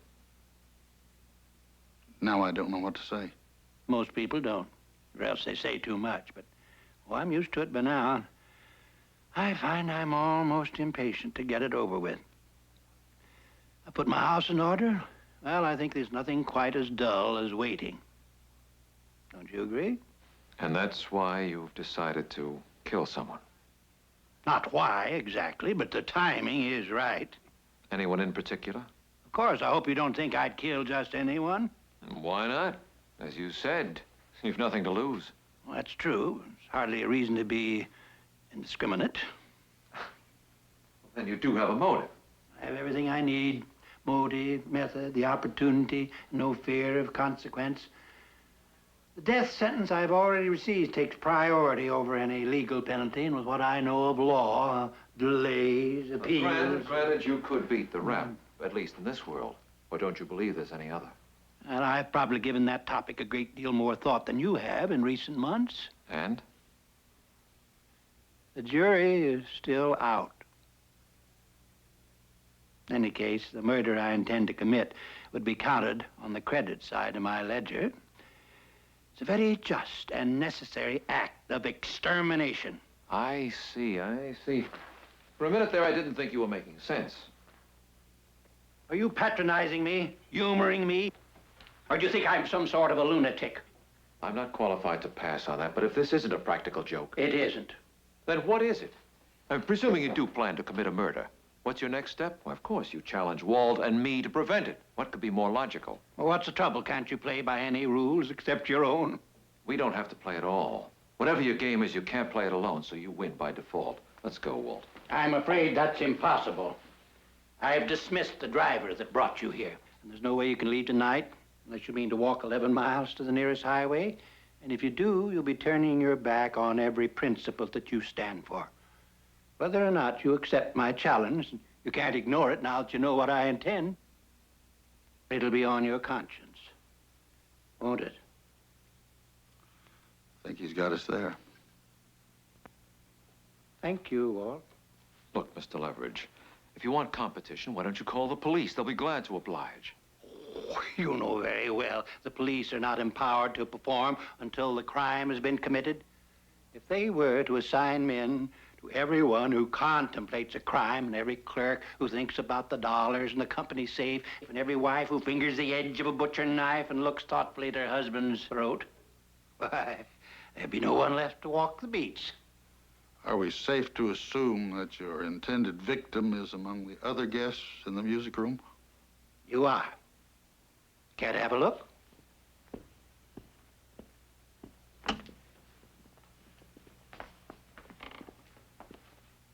My private goldfish bowl. I had it installed to observe the behavior of potential clients. Well, do you recognize any of my specimens? They haven't recognized each other. The 5 people in that room owe their very lives to me. And now you intend to collect? Only from one of them. Which one? Spoil the surprise. You must think I brought you here to indulge in a dying whim, a last caprice. My motive, the logic and the justice of it will become crystal clear before the night is done. Before or after the fact? I'll make a bargain with you that I won't kill anyone at all unless you both agree that it's right for me to do so. What? Would that satisfy your sense of fair play?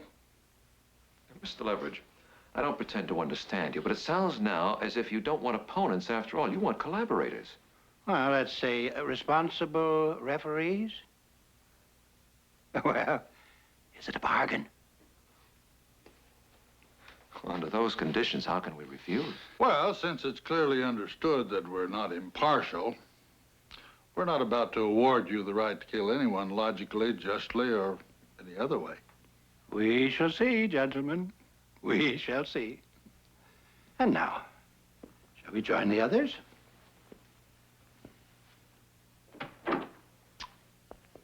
I thought perhaps you had forgotten us. Don't tell me I've been missed. Miss Lennox, may I present? Elliot, can't you give me some idea how long this is going to take? I've got a flight to catch. Well, really, Kevin, how often do we get together?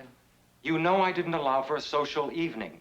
I've got a tight schedule, and I've got to be in Cleveland before the market opens tomorrow. Well, don't you feel you owe me this one night, Captain? Besides, you're already making more money than the president.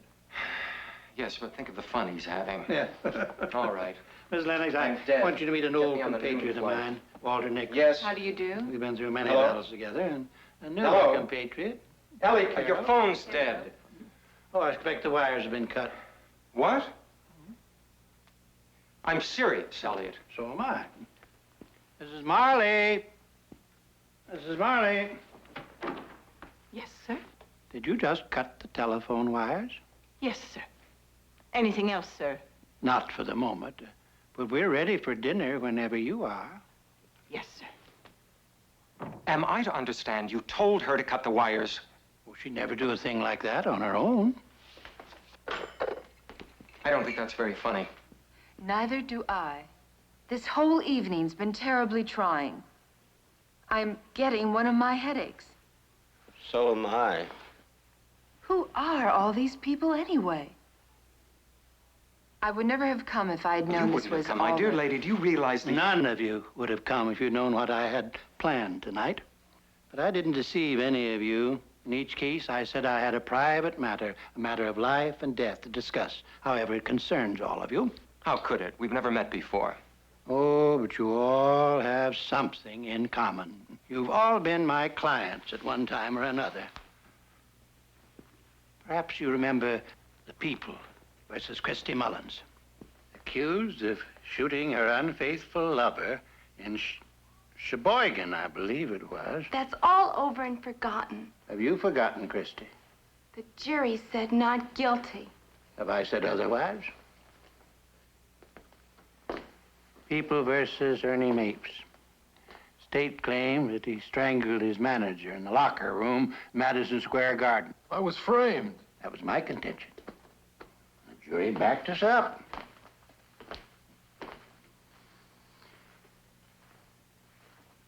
Not guilty. And there was a People versus Cavan Searle. I wouldn't go on with this if I were you. Not guilty, of course, on charges of dissolving a partnership with a penknife. I was completely vindicated. What possible purpose can this serve? Allow me, Captain. Now, dear Mrs. Lennox. Mrs. Lennox was tried under her maiden name, The People versus Nora Hayes. And the state's case was based on a bottle of sleeping pills, which her sister had swallowed, perhaps unintentionally. It was suicide, and we proved it. I think we've given him enough rope. See, let's don't stop him now. The People versus Wilmer Fry, accused of blowing up his mother-in-law with a homemade bomb, together with the passengers and crew of a sea-going yacht. Not guilty. Not guilty. And so it seems, my friends, that the one thing you all have in common is innocence. Just a minute. How about them? What are they not guilty of? Oh, forgive me, Mr. Walter Nichols, Mr. Brian Darrow, fellow counselors at law here in the interest of crime prevention. Respected members.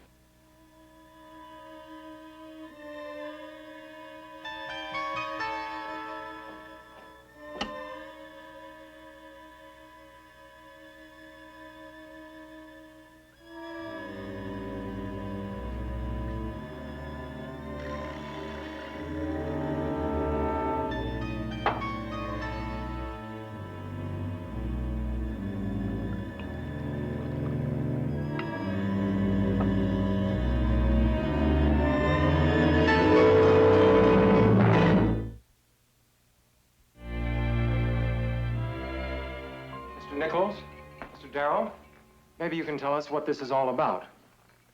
And what makes it your business? Oh, we're really not quite sure. Mr. Leverage seems to feel that one of you needs protection, but he hasn't told us which one. Protection? From what? From himself. Have I got that right? Exactly. I've had enough of this, Elliot. I demand to know what's going on. Cutting telephone wires, bringing us here under false pretenses. Don't speak to me of false pretenses. One thing I've never done is present a case dishonestly. But I must be allowed to present it in my own way, step by step. Then get on with it. We haven't got all night. All night is exactly what you do have. The limousines I engaged to bring you here will not be back until morning. Until then, you are all my guests. You can't hold us here against our will. I demand the right to call my lawyer. Oh, there you are. What kept you? His mother-in-law wasn't bombed any worse than he is. Poor Wilmer. I'm afraid he's never recovered from his loss. But you asked me for an explanation. You shall have it. When I said I never presented the case dishonestly, I meant to my knowledge. If I undertook the defense of any person, I first assured myself of that person's unqualified innocence. That decision wasn't yours to make, even if you could afford it. That's up to the judge and jury. A lawyer's job is to present his client's case. Justice was my dogma. My purpose not to outwit the law, but to uphold it. Only once in my long career, I repeat, only once have I defended a guilty person. Because of my efforts, a cold-blooded killer has been set free. Perhaps to kill again. Ah, I see you looking at your neighbors. Your suspicions may be misdirected, but they're not without foundation. Yes, the killer I speak of is here, in this house. Dinner is served. Ah, Mrs. Marley. One moment, please. I have no secrets from you, and I'd like you in on this. After all, you were one of my very first clients. You don't mind my bringing it up, do you? Not if you don't mind cold soup. Mrs. Marley was a victim of an unsympathetic press. Even though the verdict was not guilty, the publicity was cruel. Mrs. Marley baked a cake and sliced her husband by mistake. That dreadful couplet, it's so unfair. Get to the point, Elliot. If you're accusing one of us, do it. Get it over with. Why subject the rest of us to these insinuations? I'm not insinuating, Cabin, and I'm not accusing anyone. There'd be no point to that. Then there's no point in any of this. Oh, yes, there's a point of no return, perhaps. Well, gentlemen, do you see the method in my madness? Looks to me like we're witnessing pure psychodrama. Psycho what? A form of cathartic therapy, Mr. Mapes. The subject acts out an improvised situation related to his problem, if possible with the aid of other persons involved. So that's your idea? You think I'm attempting to cleanse myself of guilt by association? Isn't it possible? Your insistence on the letter of the law, on your own perfect record of honest practice, could be the overbalancing factor. The single flaw in that perfection leads you to stage this fantastic charade. Thank you, Walt, but I'm really not asking for psychoanalysis. I'm sure Mr. Darrell's opinion will be more direct.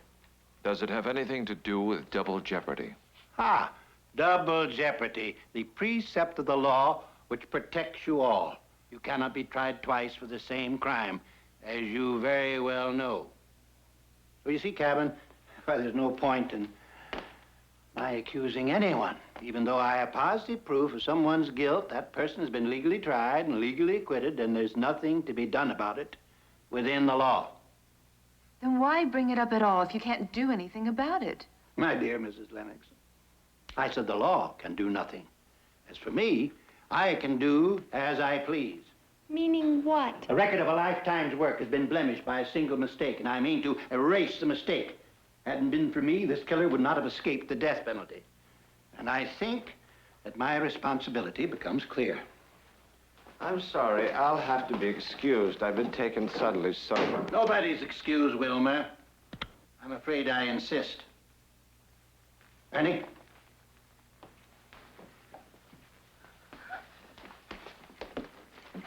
He's insane. Well, do something. Stop it. We have a bargain, remember? The gun isn't part of it. You've great confidence to step in front of it. Confidence in you, in your sense of justice. You can't take the law into your own hands, and nobody knows that better than you. And you're not convinced that my purpose here is to serve the law? I'm convinced that you think so. That's the point for me.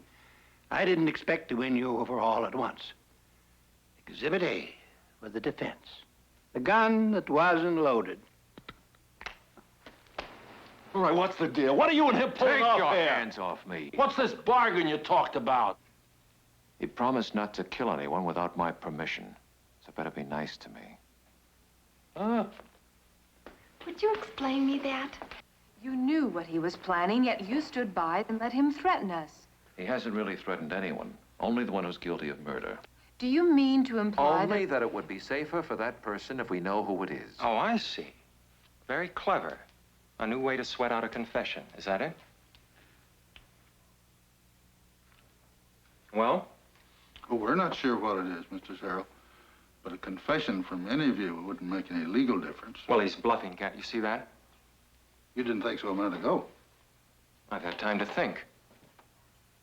If he's so sure of his facts, why hasn't he named the killer? Why drag the rest of us into it? All that will become apparent after the thing is done. Yes? And what happens to you? For me? Oh, why, Cabin. My escape has been arranged. Escape? Yes, you see, I have less than 3 months to live.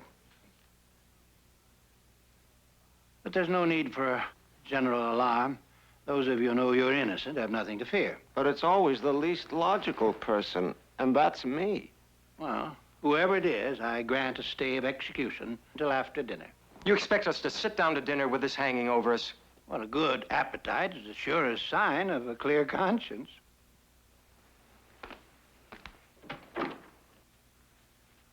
Nora, would you do me the honor? Why not? My conscience is clear. Well, come on, just don't stand there. So, the condemned man ate a hearty meal. Now, listen, Mr. Nichols, Mr. Darrell, that man is dangerous, irresponsible. He's got to be restrained. We've got to lock him up before he does any harm. Mr. Searle, we will take whatever action becomes necessary. But if we stop him now, wouldn't we, in a way, be obstructing justice? Even if his victim is guilty, a cold-blooded killer, we can't stand by and let him commit murder. No, we can't. And we won't. But remember, so far, he's only talked about it. The person he's threatened has already done it. You believe that? Yes, don't you? Well, I suppose so. All right. So Mr. Darrell and I won't be satisfied till we know who that person is. Will you? I suppose not. But in the meantime, what?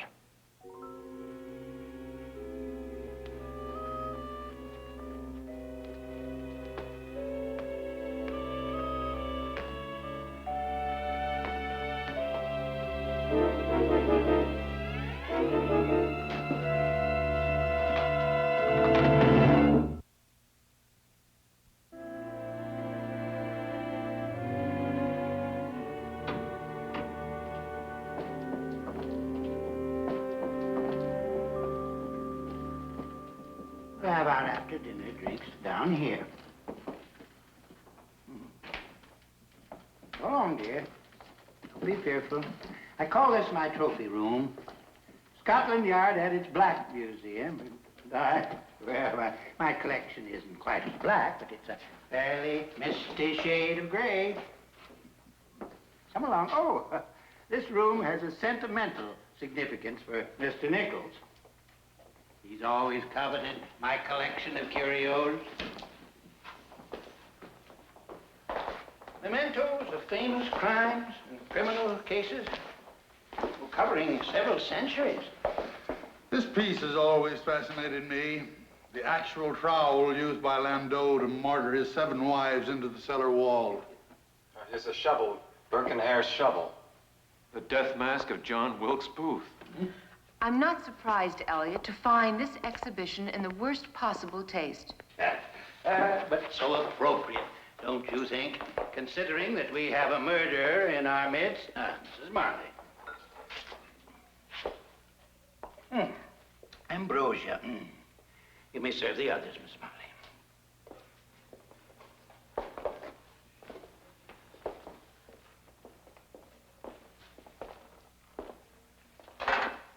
Not me. I never touch the stuff. Wilma, with the choice of weapons at my command, I solemnly promise not to poison this excellent brandy. Cross your heart? And hope to die.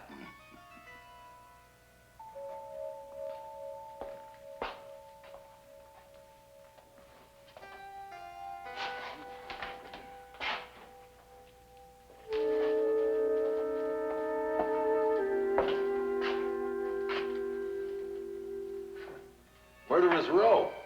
My menagerie of monsters. Oh, these cells are for real. They are. Fortunately, their occupants are not. Hey! Looks like one of them got away. No. That cell has never been occupied. It's, reserved. Hey, what's this? Nero's fiddle? That's one of my prizes. Part of an ingenious infernal machine. It's created by one Antonio Medina, a direct descendant of the Medicis. Would you like to see how it works? Oh, no. Thank you anyway. That's quite harmless now. And Medina used it in connection with a tuning fork, which vibrated to a single musical note. The tuning fork was delicately wired to the hair trigger of a pistol concealed in a tree outside of his window and aimed at a chair in which his wife's lover was seated. Thus, Antonio gave a recital in front of 40 witnesses, all of whom swore he'd been playing the violin when the fatal shot was fired through the window. Walt, you know this one. Thus.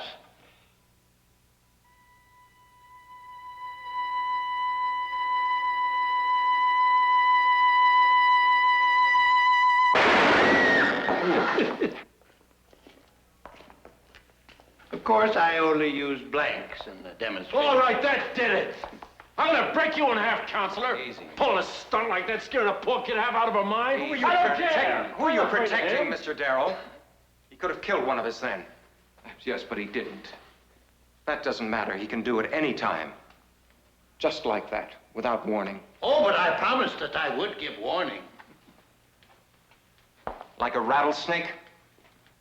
I'm leaving. I don't care if I have to walk 100 miles. I'm not staying in this house with that maniac. I'm with you, kid. Come on, Ernie. Stop flexing. Oh, please, please, calm yourselves, I beg of you. Bear with me just a little longer. We've had enough, Elliot, all of us. It's a war of nerves, all right, you've won it. You don't understand. You all have an interest in this, in helping me bring this killer to justice. And you'll be rewarded. I've already seen to that. Rewarded? How? By my last will and testament. Oh, please, please, come back, all of you.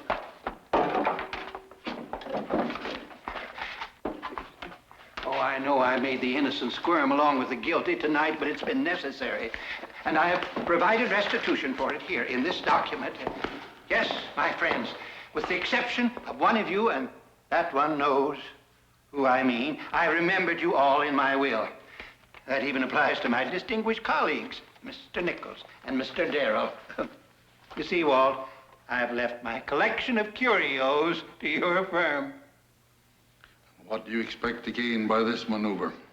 A room full of accomplices? Oh, I need no accomplices, only sympathetic witnesses. Well, you can't buy my sympathy. You need a lot more help than I can give you. So just strike me out of your will. What makes you think you're in it? What was that? Well, just a thought. Sorry. Mr. Leverage, Yes, Mrs. Marley? may I make a suggestion? Why, certainly, Mrs. Marley.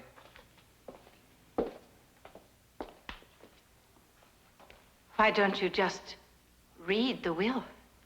Because, my dear Mrs. Marley, the omission of a certain name would amount to an accusation. Until my purpose has been accomplished, I don't wish to reveal the object of my purpose.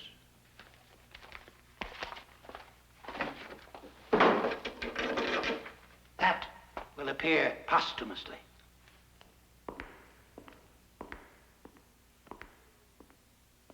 Then you still mean to go through with your original plan? To its inevitable conclusion.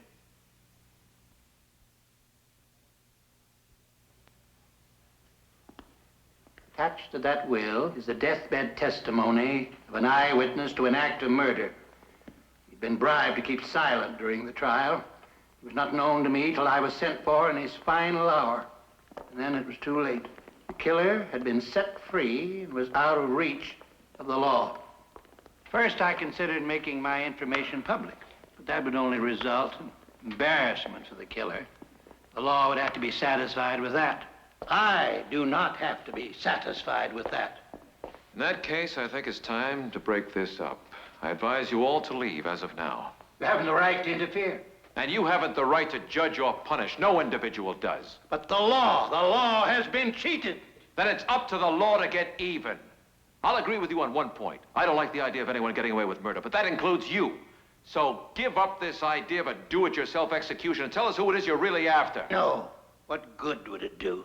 All right, maybe the murder case can't be reopened, but there are charges of perjury, bribery. They don't carry the death penalty. I thought it over very carefully. Believe me, it's the only way. My motives are unselfish. Your motives are completely selfish. You want to wipe out a mistake you made. You're trying to clean your record before you die. Look, you're not trying to do what's right. You're just trying to prove you've never been wrong. If you stand between me and what I have to do, if you help this killer to escape again, our bargain is canceled. Fair enough. Here, no. What's going on here? Here, got it. Here.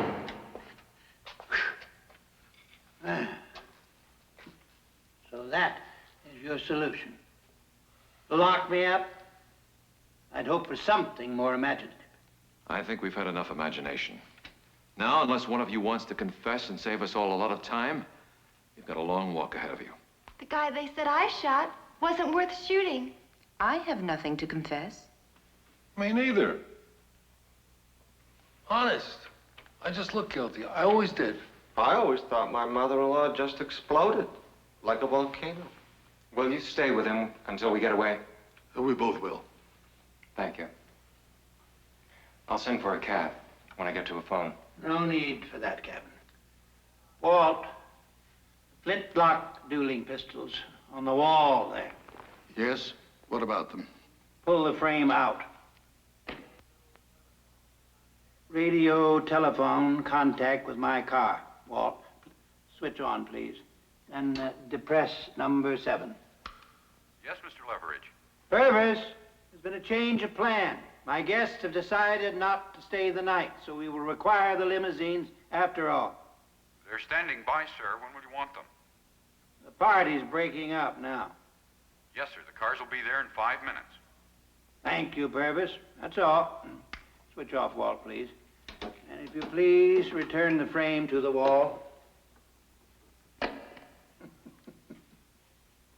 How long do you intend to keep me in restraint? Until your potential victim, whoever that may be, is out of your reach. That will never be. But I suggest you all get started before I reconsider this. Elliot, I feel sorry for you. I really do, but this whole thing is... Save your sympathy. One of you will need it. Walt, will you see them to the door? Of course. Mrs. Marley, will you get the things, please? Only if Mr. Leveridge tells me to. Oh, do it, Mrs. Marley. Then you'd better leave with the others. Me?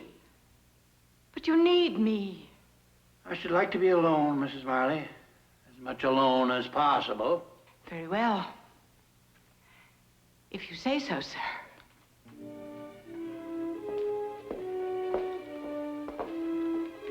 Well, goodbye, and thank you, Mr. Leveridge, for the party. If you're ever in my neighborhood, Get it.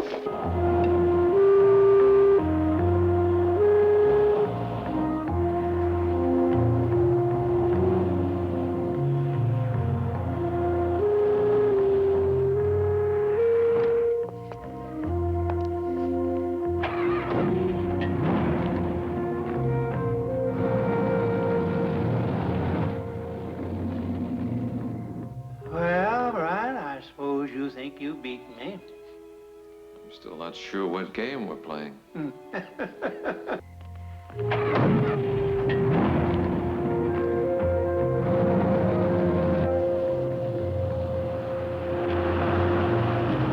wait here a couple of minutes. We'll be right out. Yes, sir.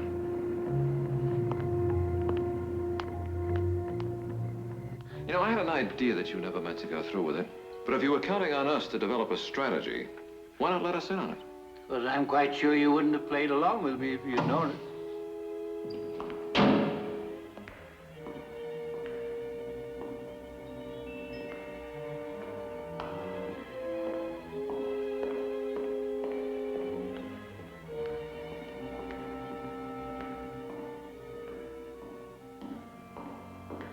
Well, the birds are on the wing.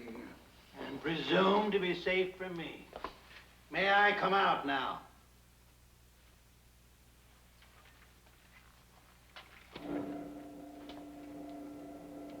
Stone walls do not a prison make, nor iron bars a cage.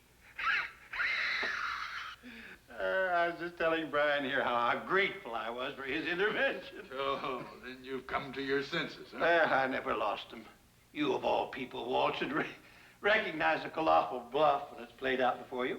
And what was the object of this colossal bluff? Well, you know, if it works. If it doesn't, well, I'll be accused of being a bore, bad host, and a crackpot. And if it does work, what will you be accused of?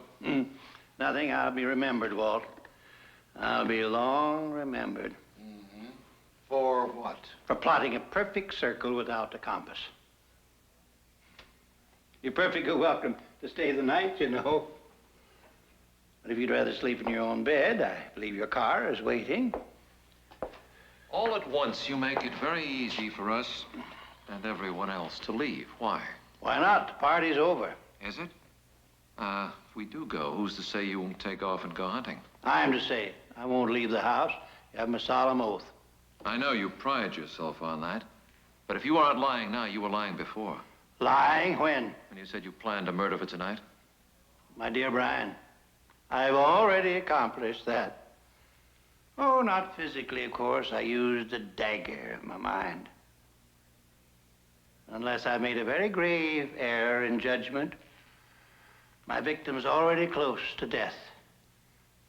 are on the brink of suicide.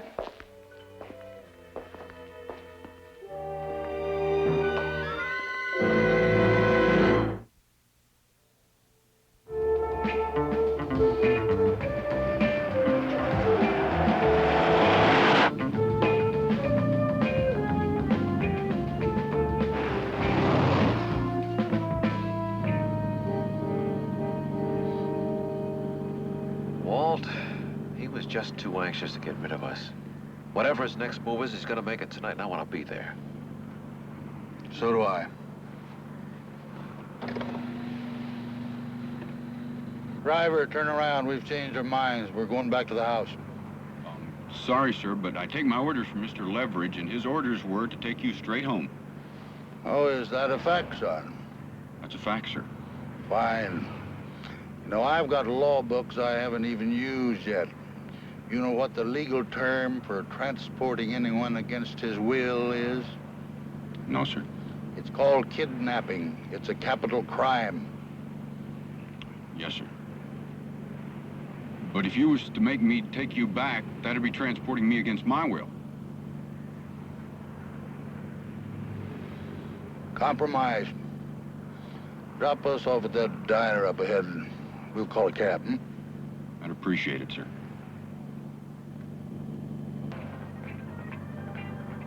Yes, as soon as possible. Thank you.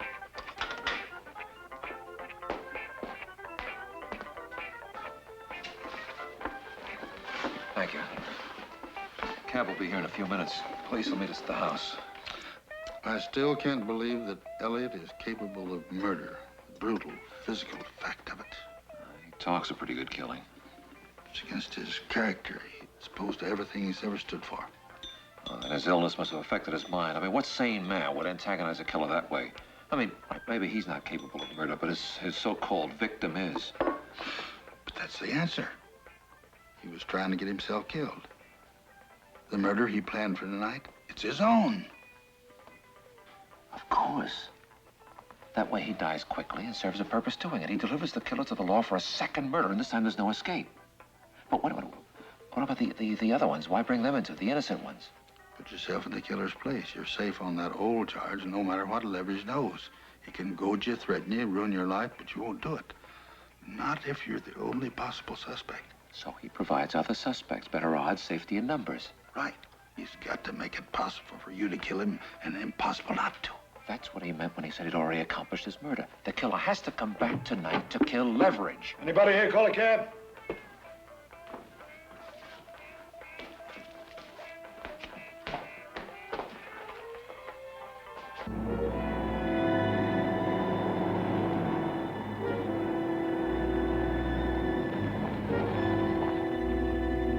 Wait here.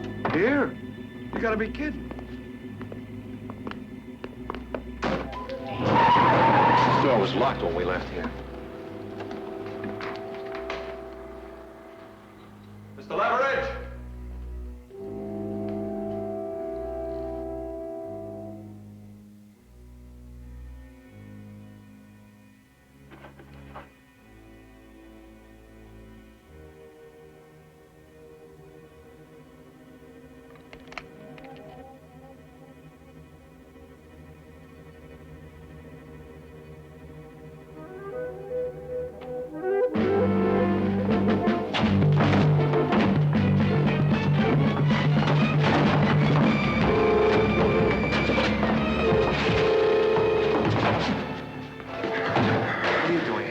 Somebody had to find out which one of us he's after. At least 4 innocent people have the right to know. There's the truth. Right down there.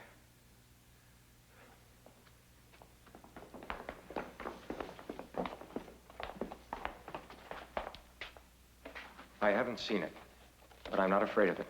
This wasn't meant to be read except in case of his death. That's a slim technicality now, but you don't have to read it. Look. It's a dummy. That's right, our friend Wilmer.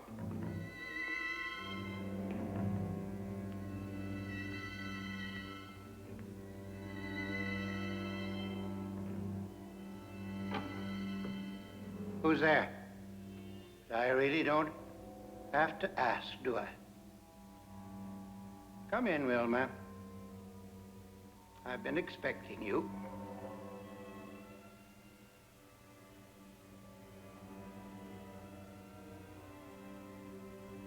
Did you read the will? No. I had to do this first. It didn't really give me any choice, you know.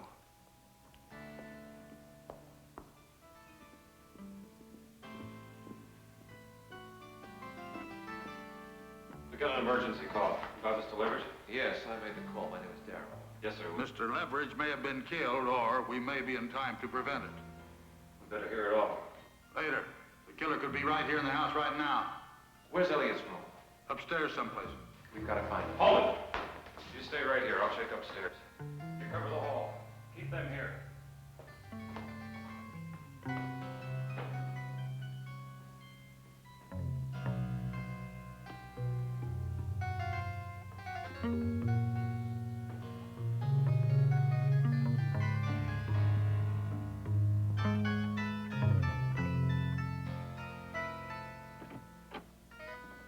I never thought I'd have to do anything like this again.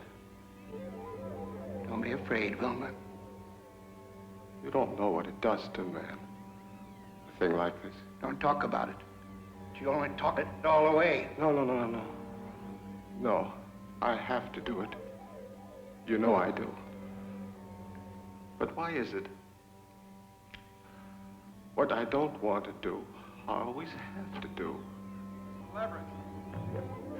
Quick. They'll stop you. If you're going to shoot, do it now. Leverage? No, Wilma! No! Drop it!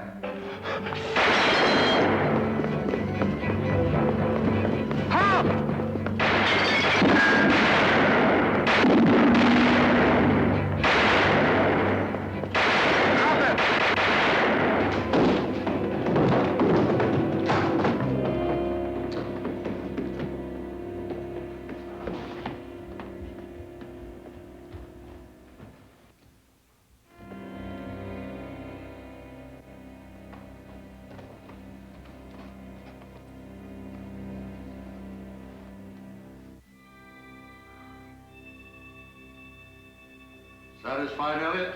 No! The law. That was what I wanted to satisfy, the law. Why didn't you let him kill me? We couldn't. No, I suppose not. Well, congratulations, gentlemen. You've won. You won. Things don't always work out as one plans them, but they do work out, don't they? They do work out.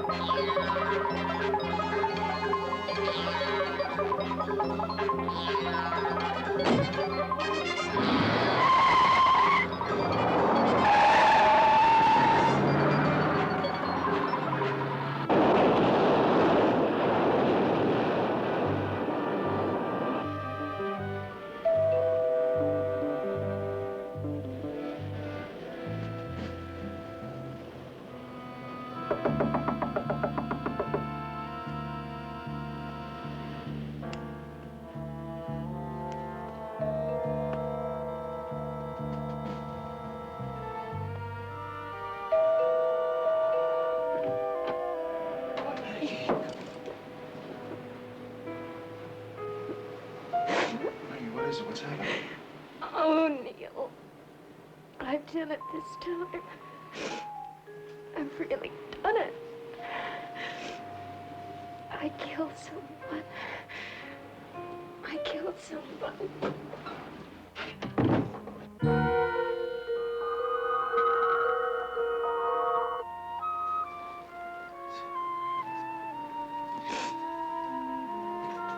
All right, now, from the beginning, who did you kill and how? A woman. I don't know who.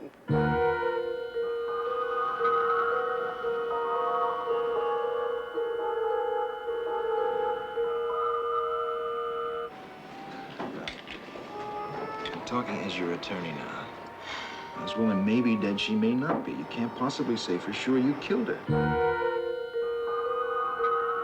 You haven't notified the police, have you? Not yet.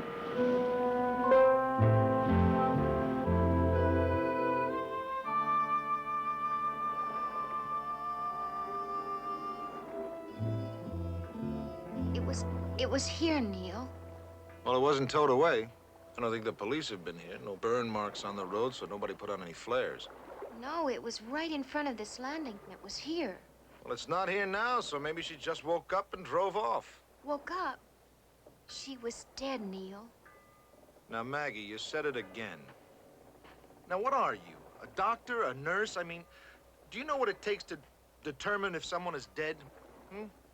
Medical men, coroners, qualified people have signed death certificates and been wrong. Now, look. Come here. Now, you were drinking. Maybe she was, too. Maybe she decided to pull over the side of the road and sleep it off. Oh, no, I hit her. I didn't dream it, Neil. Maybe I didn't kill her. But if I didn't, who did? Oh, Maggie, will you stop it now? You're beginning to fantasize. Then why didn't she or someone else call the police? There are a lot of reasons why people would rather pay the damages than admit where they were, who they were with, what they were up to at the time of an accident.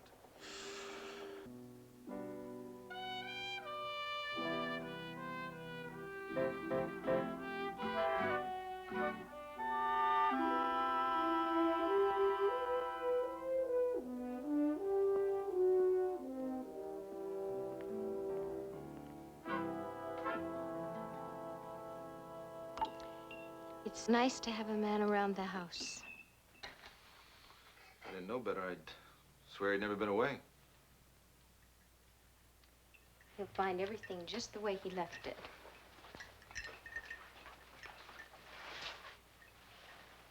Cheers. Maggie, isn't it time you faced it? Jim isn't coming back. He's still my husband. Somebody else's. No. Whatever he cares to call it. What he has with that woman in Mexico. That's not a marriage. Oh, she seems to think so. She has to. She's having his baby, Maggie.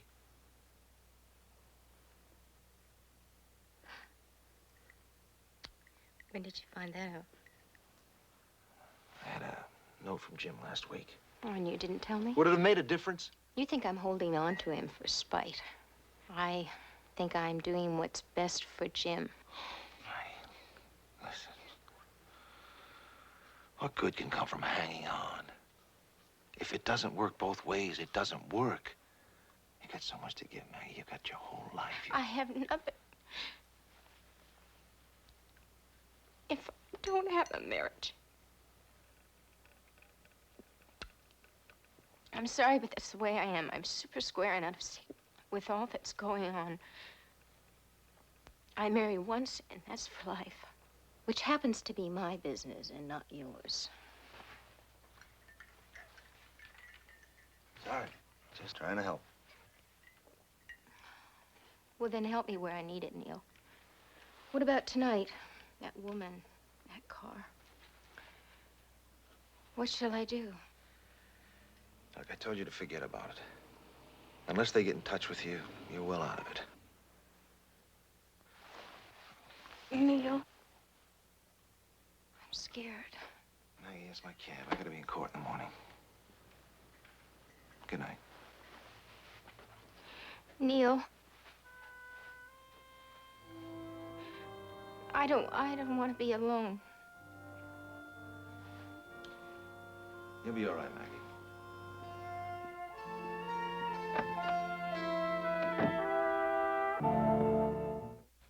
Neil.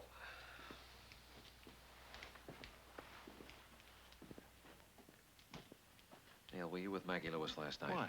Taxi picked up a fare at her address at 3:15 a.m. and dropped the fare off at your address. By the time, Paul, it was me. What's so important about it? 40 minutes after you left her, she killed herself.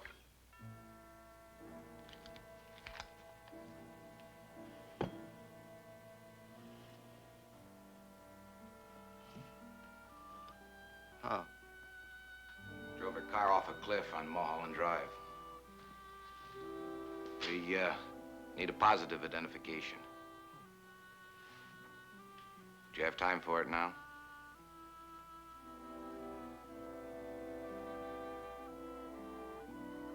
Please, I can give her a few moments. Last night I had more important things to do.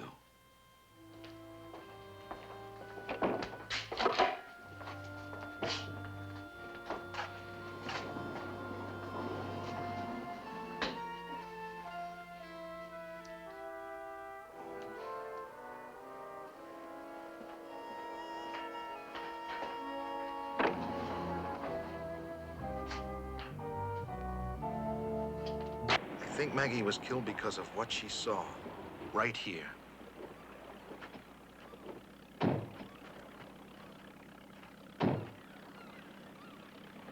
Here at Fuller's Landing. Why here? Could someone possibly have had business here? Someone could.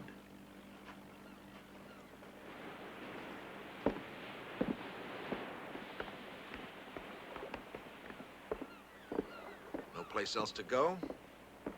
No other reason to be parked out there, exactly Unless there you in the middle of the run night? out of gas and gonna get some. Or you've spent the whole day on the boat, your wife is already dozing off in the car. While Or you're I back have a on the dead hatches. body in the car, and I want to get rid of it. I want to take it out and sink it in the ocean, sink it very deep. Now, why do I park there? You need a boat. I do. Of course, I want to know who all these boats belong to. Are you speaking now as Neil Darrell or as the Phantom of the Waterfront? You don't believe it either? Neil, look. I believe Maggie hit a parked car. But I don't believe the woman she saw was dead. I believe she was much more likely, unconscious, or stoned, or even drunker than Maggie. You're saying all the things I said to her before she was killed. That's coincidental, but not surprising. You know, you were much more objective then than you are now. All right. All right, but suppose there is a dead woman across the street in a parked car, and whoever killed her is getting ready to use one of these boats. Now, he's looking for one that can be started easily, maybe his own, or one he's familiar with, a friend's boat, maybe, and then he hears a crash. He can't see what's happening from here, but he wants to know. He wants to run, but he can't. He's scared because he knows what's happened, and he knows if there's any investigation of the accident, what they're gonna find. He sees a woman, Maggie, and he knows she's seen the body, but she's gone before he can stop her or even think about stopping her. He's beginning to panic. Oh, he's as frightened as she is, and he doesn't know if she's alone or expecting company or... Anyway, he has to find out. He's sure she's gone for the police. He's sure she'll remember his license number. He doesn't know who she is or how to keep her quiet. And then he sees the note. Maggie, poor lonely Maggie left a note with her name and address on it. She might as well have left him an invitation to kill her. First, he gets rid of the body. Then he gets over to Maggie's house. Somehow he gets inside.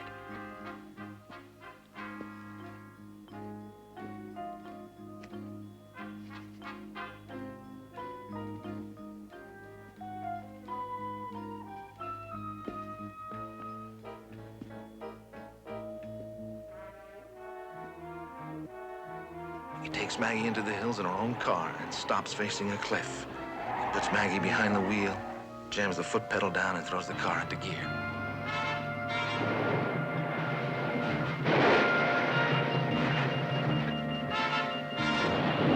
Now, isn't that possible?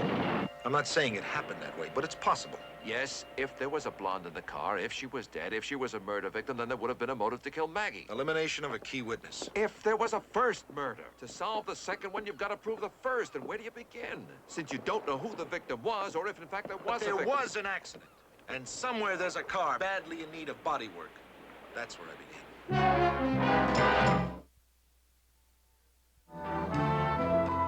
Yes, Ed. Yep. And to you and your wife.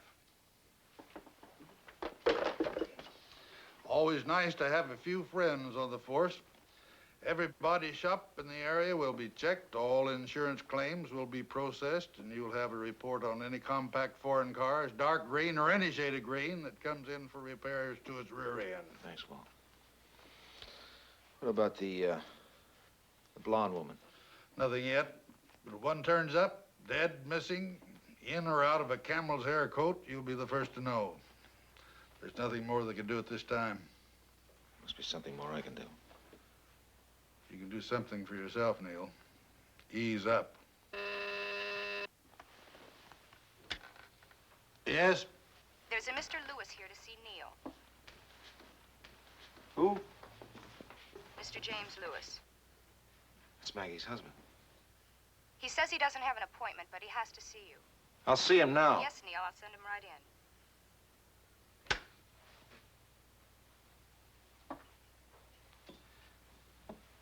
Hey, he's supposed to be in Mexico. He couldn't have heard about Maggie and gotten here that quick.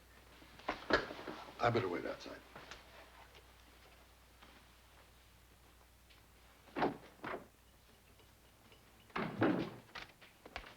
Hello, Neil. Surprised? Yes, I am. How long have you been in town? A few days. Doing what? Oh, warming up to a showdown with Maggie about that property settlement. You haven't seen her? No.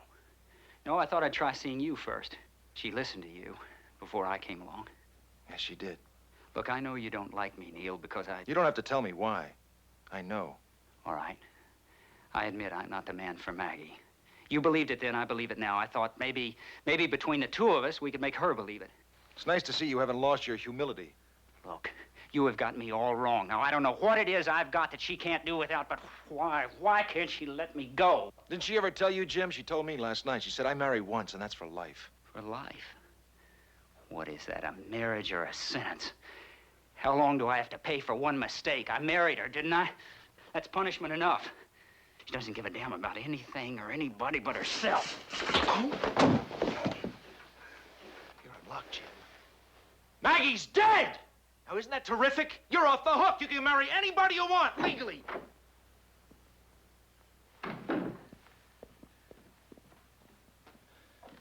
Give me Detective Lieutenant Paul Hewitt. You've got the number. Yes, Neil. Here, son, can I help you? No, I'm all right. How'd you happen to fall? I just tripped. Can I get you a drink, glass of water or something? Yeah, a glass of water. Yeah.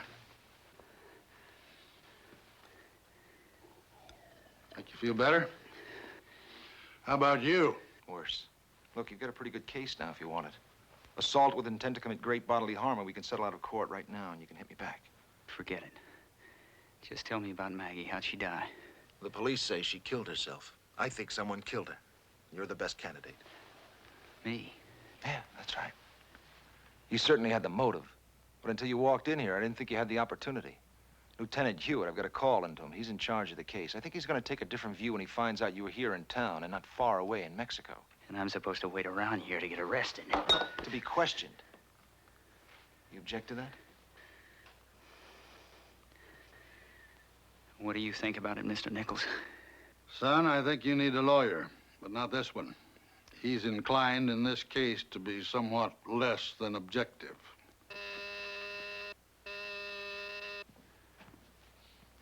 Will you handle it? Neil?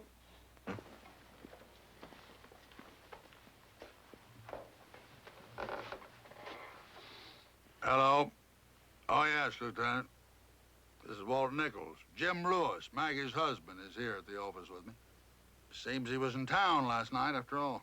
Thought you might want a statement. You do. Fine.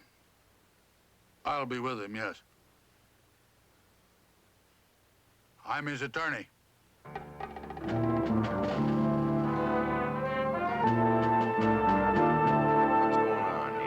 What? You blow the whistle on Jim Lewis and your partner's representing him. Or we sometimes work two sides of the street. You're not using Lewis to focus police attention on your homicide theory.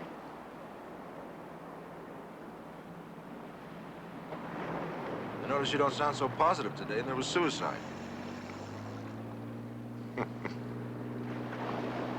What's up, Paul?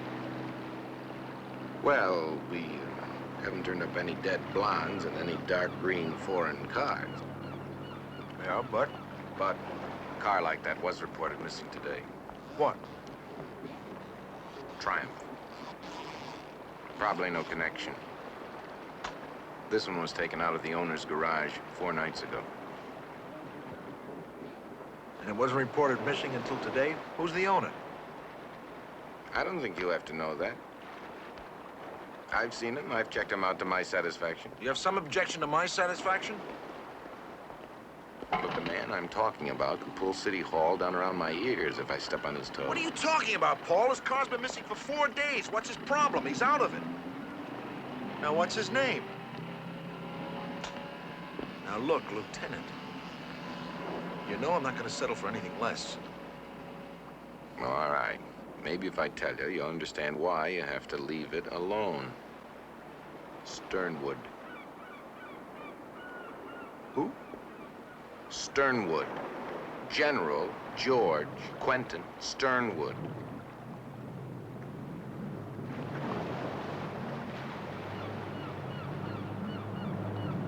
Retired, now president of American Dynatronics. No less. Hey, you're wasting your time. He doesn't see anybody. He saw you, didn't he?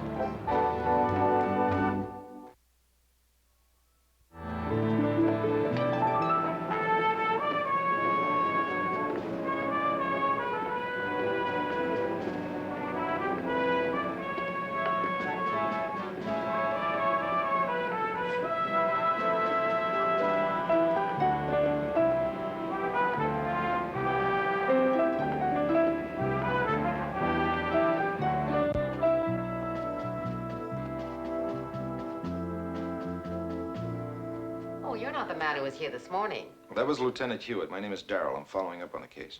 Do you think you'll find the car? I think I'm getting warmer, but I do need a few more facts in order to proceed. The general can give you 5 minutes before he goes into a very important meeting. And with the general, that's 5 minutes.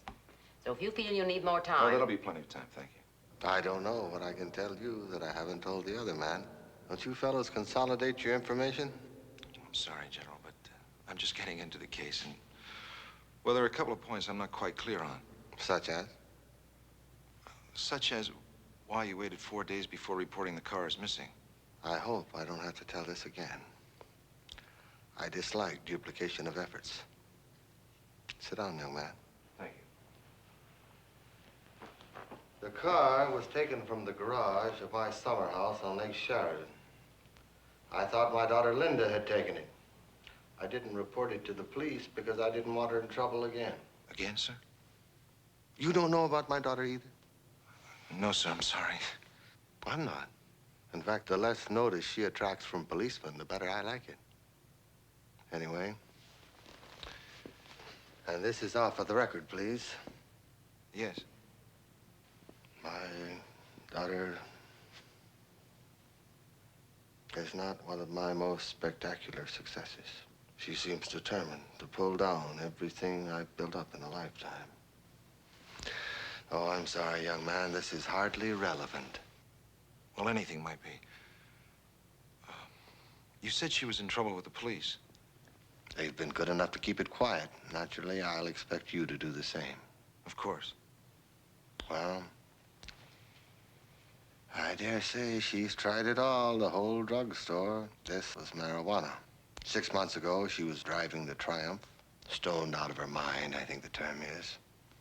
Anyway, thank God something impelled her to pull off to the side of the road, sleep it off. That's how the police found her. Just sitting there, passed out in the car? She could have been killed or caused a terrible accident. Excuse me, sir, but is she in the habit of doing things like that? Who knows what her habits are now? I take it she doesn't live at home. She has forgotten the word home. And family, she has a new definition for that, too. A pack of potheads stuffing up on health foods in some communal sewer. But she doesn't have the car. How do you know? After the incident, I took it away from her. That's when she left home. But she still had the keys, so when the car was missing from the garage 4 days ago, I assumed she'd come and taken it. Well, what changed your mind? She called me a couple of days ago, I guess. And I asked her. She didn't have it. Forgive me, but because she told you so? My daughter does not lie to me. She doesn't obey me, but she never lies. I see. General, is your daughter a blonde? What's that got to do with it? Well, maybe nothing. Is she? Her hair is reddish blonde, red or blonde, depending on the light. How does she wear it? Long? Don't they all? What are you getting at? I'd like to talk to her. Oh, what's the point? I've told you she doesn't have the car. Maybe she knows who does. Young man, I can't begin to make this point strong enough. My daughter does not lie to me. She may know something, sir, without knowing she knows. She's at a place called, can you believe this? Peace on Earth. You'll probably have a very easy time finding her by the smell of burning grass. Thank you very much. Do you have a picture of your daughter? Yes, I do.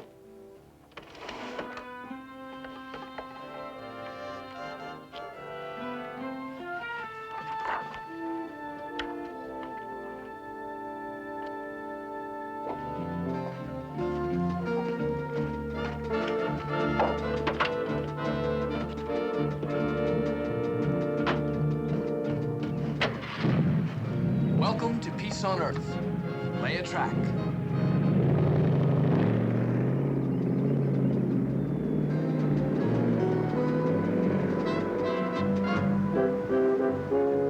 Buck Jones and Hoot Gibson fought the forces of evil here. The Black Hats and Redskins bit the dust. But peace on Earth has come.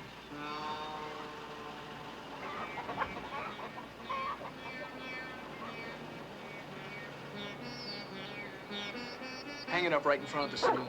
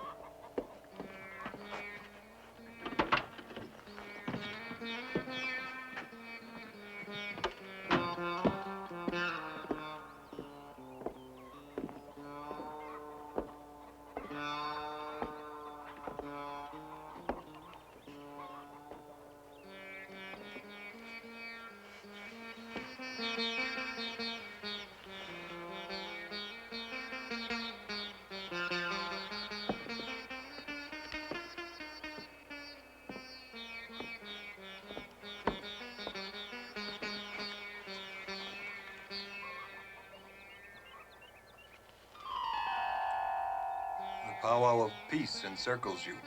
Let the vibes of love fill you up like fresh water. Let the hostile vibes flow out like sewage to the public beach. I don't have any hostility. I just want to find out where Linda Sternwind might be. And who are you? A man? No way.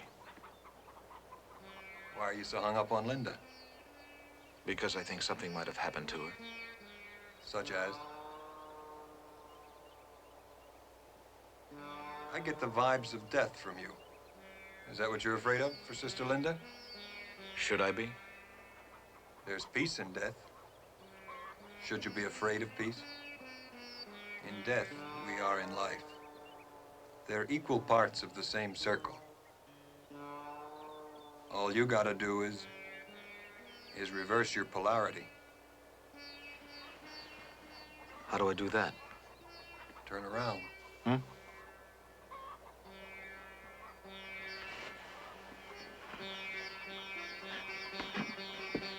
Miss Sternwood, I presume. Made you think I was dead.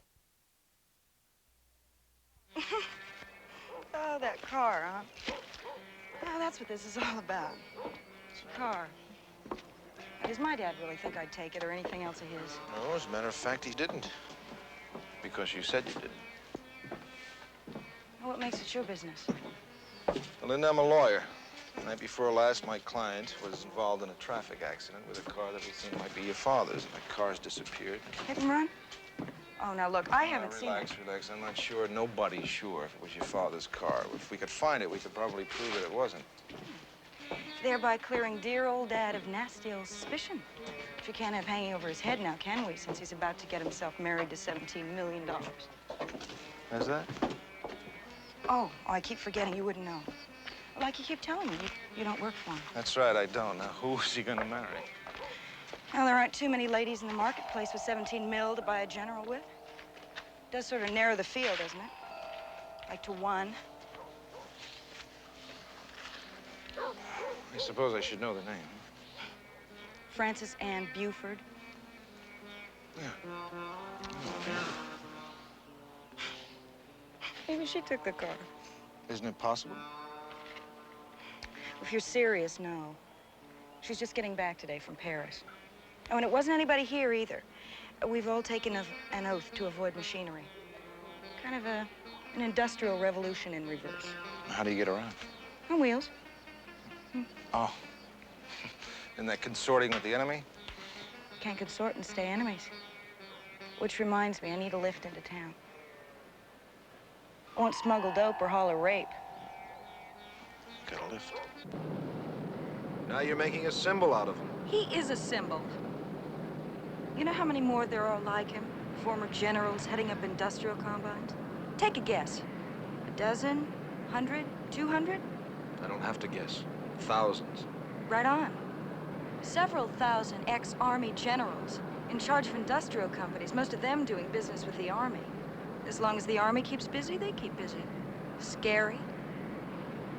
Don't forget it was a general, Eisenhower, who warned us of it. But it's happened. Take my father. What qualifications did he have? Really?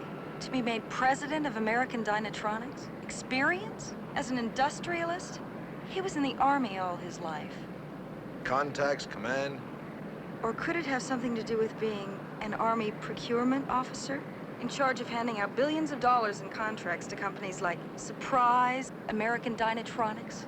We get the subtle innuendo. Let's face it, Linda, he did have experience. Dealing on that level with top industrial men, he'd have to know materials, methods, costs. Why shouldn't he land a job like that? No favors asked. If you really do believe that, then really do. It's sort of sweet. Oh, come on, don't make it tougher for me. Fighting a temptation to hate your father on principle. Look, I'm as anti that whole thing as you are, but keep trying to remember he's a man, not a symbol. How'd you like to hate him as a man? I do. For what he did to my mother. He lied and cheated on her and psyched her out with that blonde of his. Blonde? What blonde? His girlfriend, for want of a heavier word. When was that? It all started when we were stationed in Houston. How long did it last? Forever. My mother thought it was over 4 years ago when he moved us up here to take the job with Dynatronics. It was about 2 weeks before she found out the truth. He'd moved his girlfriend up here, too. What's her name, this blonde of his?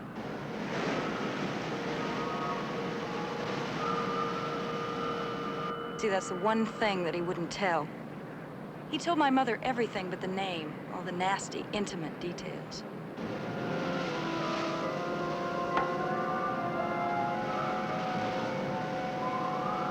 He said that he wanted out of the marriage, but that he didn't want this lady's name dragged into it.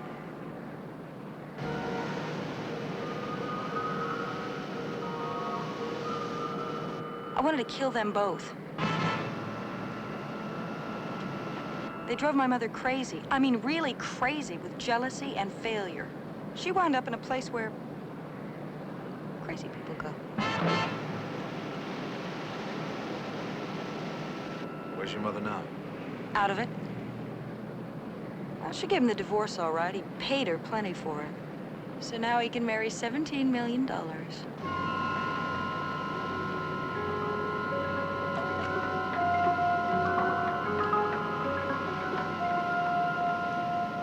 What about your mother? You think she'll marry again?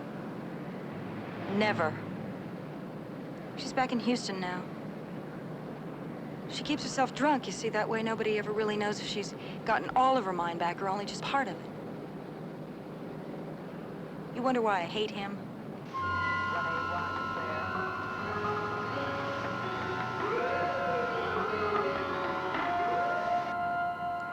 You can let me off here.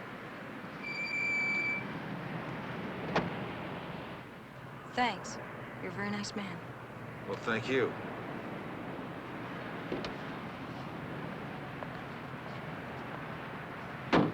Hope to see you again. You gonna be in town? Well, tonight anyway.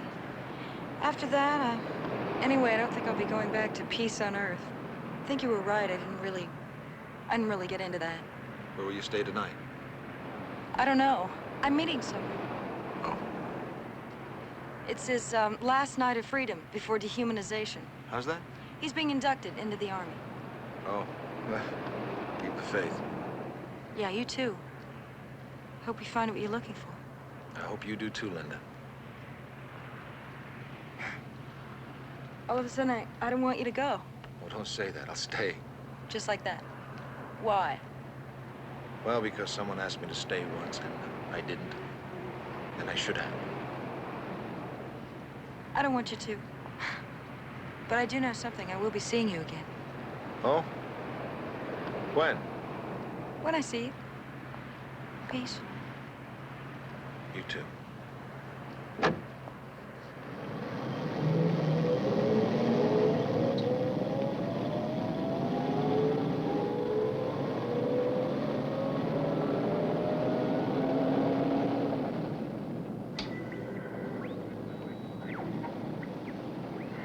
Which the communists consider to be still another threat to peace in Southeast Asia.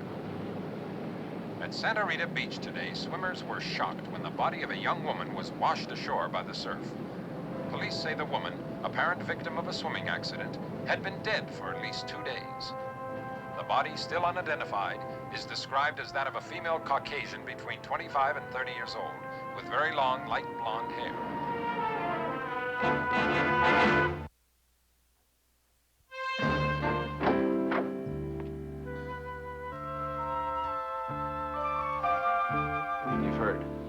Yes, Neil. I've just gotten off the phone with Lieutenant Hewitt. And? Relax. Wasn't the girl in the parked car. Well, who said so? Hewitt? How can he be sure so soon? Well, this one died of drowning, and that's pretty hard to do in a parked car. Now, moving right along. Now, wait a minute, Walt. Just because she was found on the beach in a bathing suit doesn't prove she was drowned. Couldn't she have possibly... Neil, she was drowned. Hewitt anticipated you. Says he'll be happy to let you see the autopsy report. She was not put in the water dead. She was not dead in a parked car before she was put in the water. All right. That's what she wasn't. Does anybody know who she was? She's been identified. Her name was Ellen Stevens. She was an interior decorator. Who made the identification? Her business partner, a man named Clifford Quill. I am sorry for disturbing you at home, Mr. Quill, but when I found the shop closed, It was closed because I simply could not keep going. I can't talk about it either. I'm sorry. I've been hit too hard. It's made me actually physically sick. Oh, I understand. I think you're bearing up very well, considering. Oh, do you? Well, I'm not. I'm completely destroyed. But what can you do when a dear friend is taken in such a sudden and terrible way? You can talk to a policeman or a priest.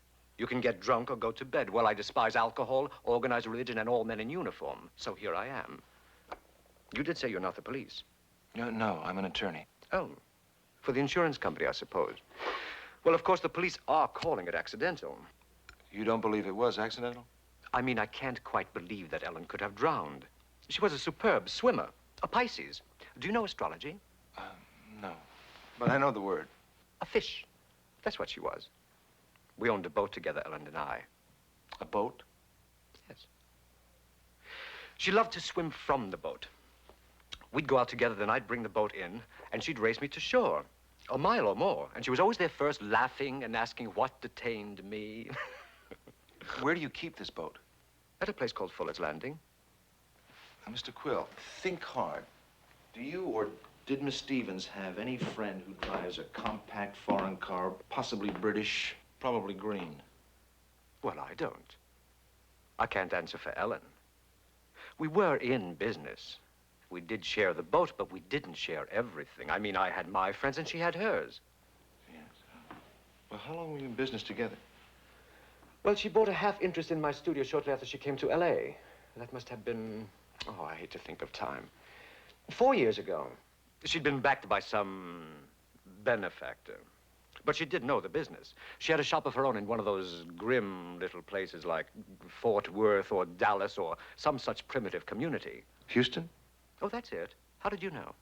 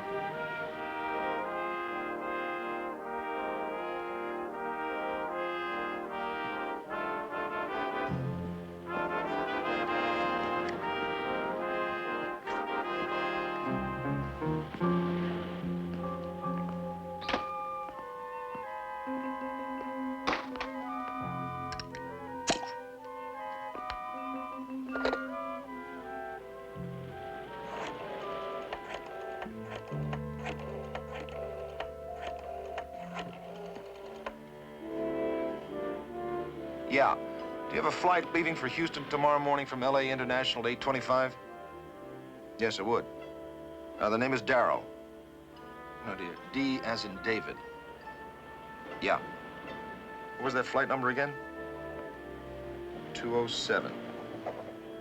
No, I'll be on time. Thank you very much.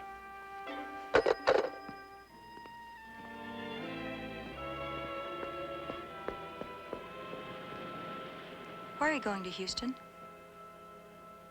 Before we get to that, what are you doing here in my bed?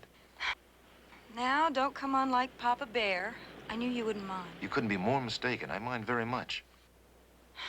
Then I'm sunk. Breaking and entering, 90 days. Next case. Linda, how old are you? 18. Well, if that's the truth, then, I don't mind quite so much. Well, old enough to be offered a cold bed and a warm beer.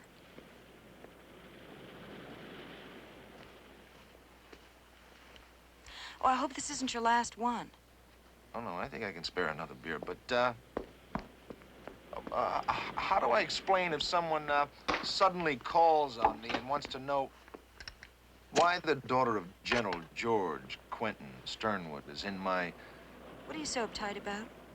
You didn't seem to object this afternoon when I said I'd see you again. Yeah, but you didn't say when or how. Now you know. I didn't have any place else to stay. I was lonely. Didn't you have a date tonight? He couldn't make it. True. You see, he called a coffee house where we were supposed to meet. He was only allowed one telephone call, so he telephoned me. Wasn't that thoughty? One call. Where was he, in jail? Yeah, pretty good excuse for getting out of a date, isn't it? What's he in for? Oh, did I tell you about his being inducted tomorrow in the Army? Oh, no. You mean he didn't want to be? Held up a liquor store and got himself caught. For what? To keep out of the Army? Well, they won't let him in, will they, after he's served his time? Now, that's smart thinking. What a clever dodge. Armed robbery. Even if they would take him in, he'd probably be too old by the time he gets out. Yeah. Looks like he needs a smart lawyer, huh? Uh-huh. That's what you're doing here. So you admit you're a smart lawyer. And I'm a smart girl, which is why he telephoned me. And I thought you came here because you found me irresistible. Well, there's still the matter of your fee. I haven't taken the case yet. But you will. I sort of think. Am I sort of right? I'll sort of let you know. When I get back from Houston. Which brings us back to the first question. Why are you going to Houston? You lied to me, didn't you? When? When you were asking me all those questions? You said you were looking for my father's car. Or maybe I took it, or maybe I knew somebody who had. None of that was the truth, was it? It was all the truth. It wasn't the whole truth. I told you that my father's last command, before he became president of American Dynatronics, was in Houston. It's not his car you're after, is it? It's him. Why? What are you trying to prove? You know, I get the feeling you're out to destroy him. You know, you lied to me, too. You told me you hated your father. Let me prove it. How can I help you? I'm sorry, I can't accept that. He may represent everything you're in protest against. The war, the military-industrial establishment, all of it. But he's still your father. He's exactly what I said he is. I can't think of anything in the world bad enough to wish on him. Oh, I can. What? Me. If I'm right about him.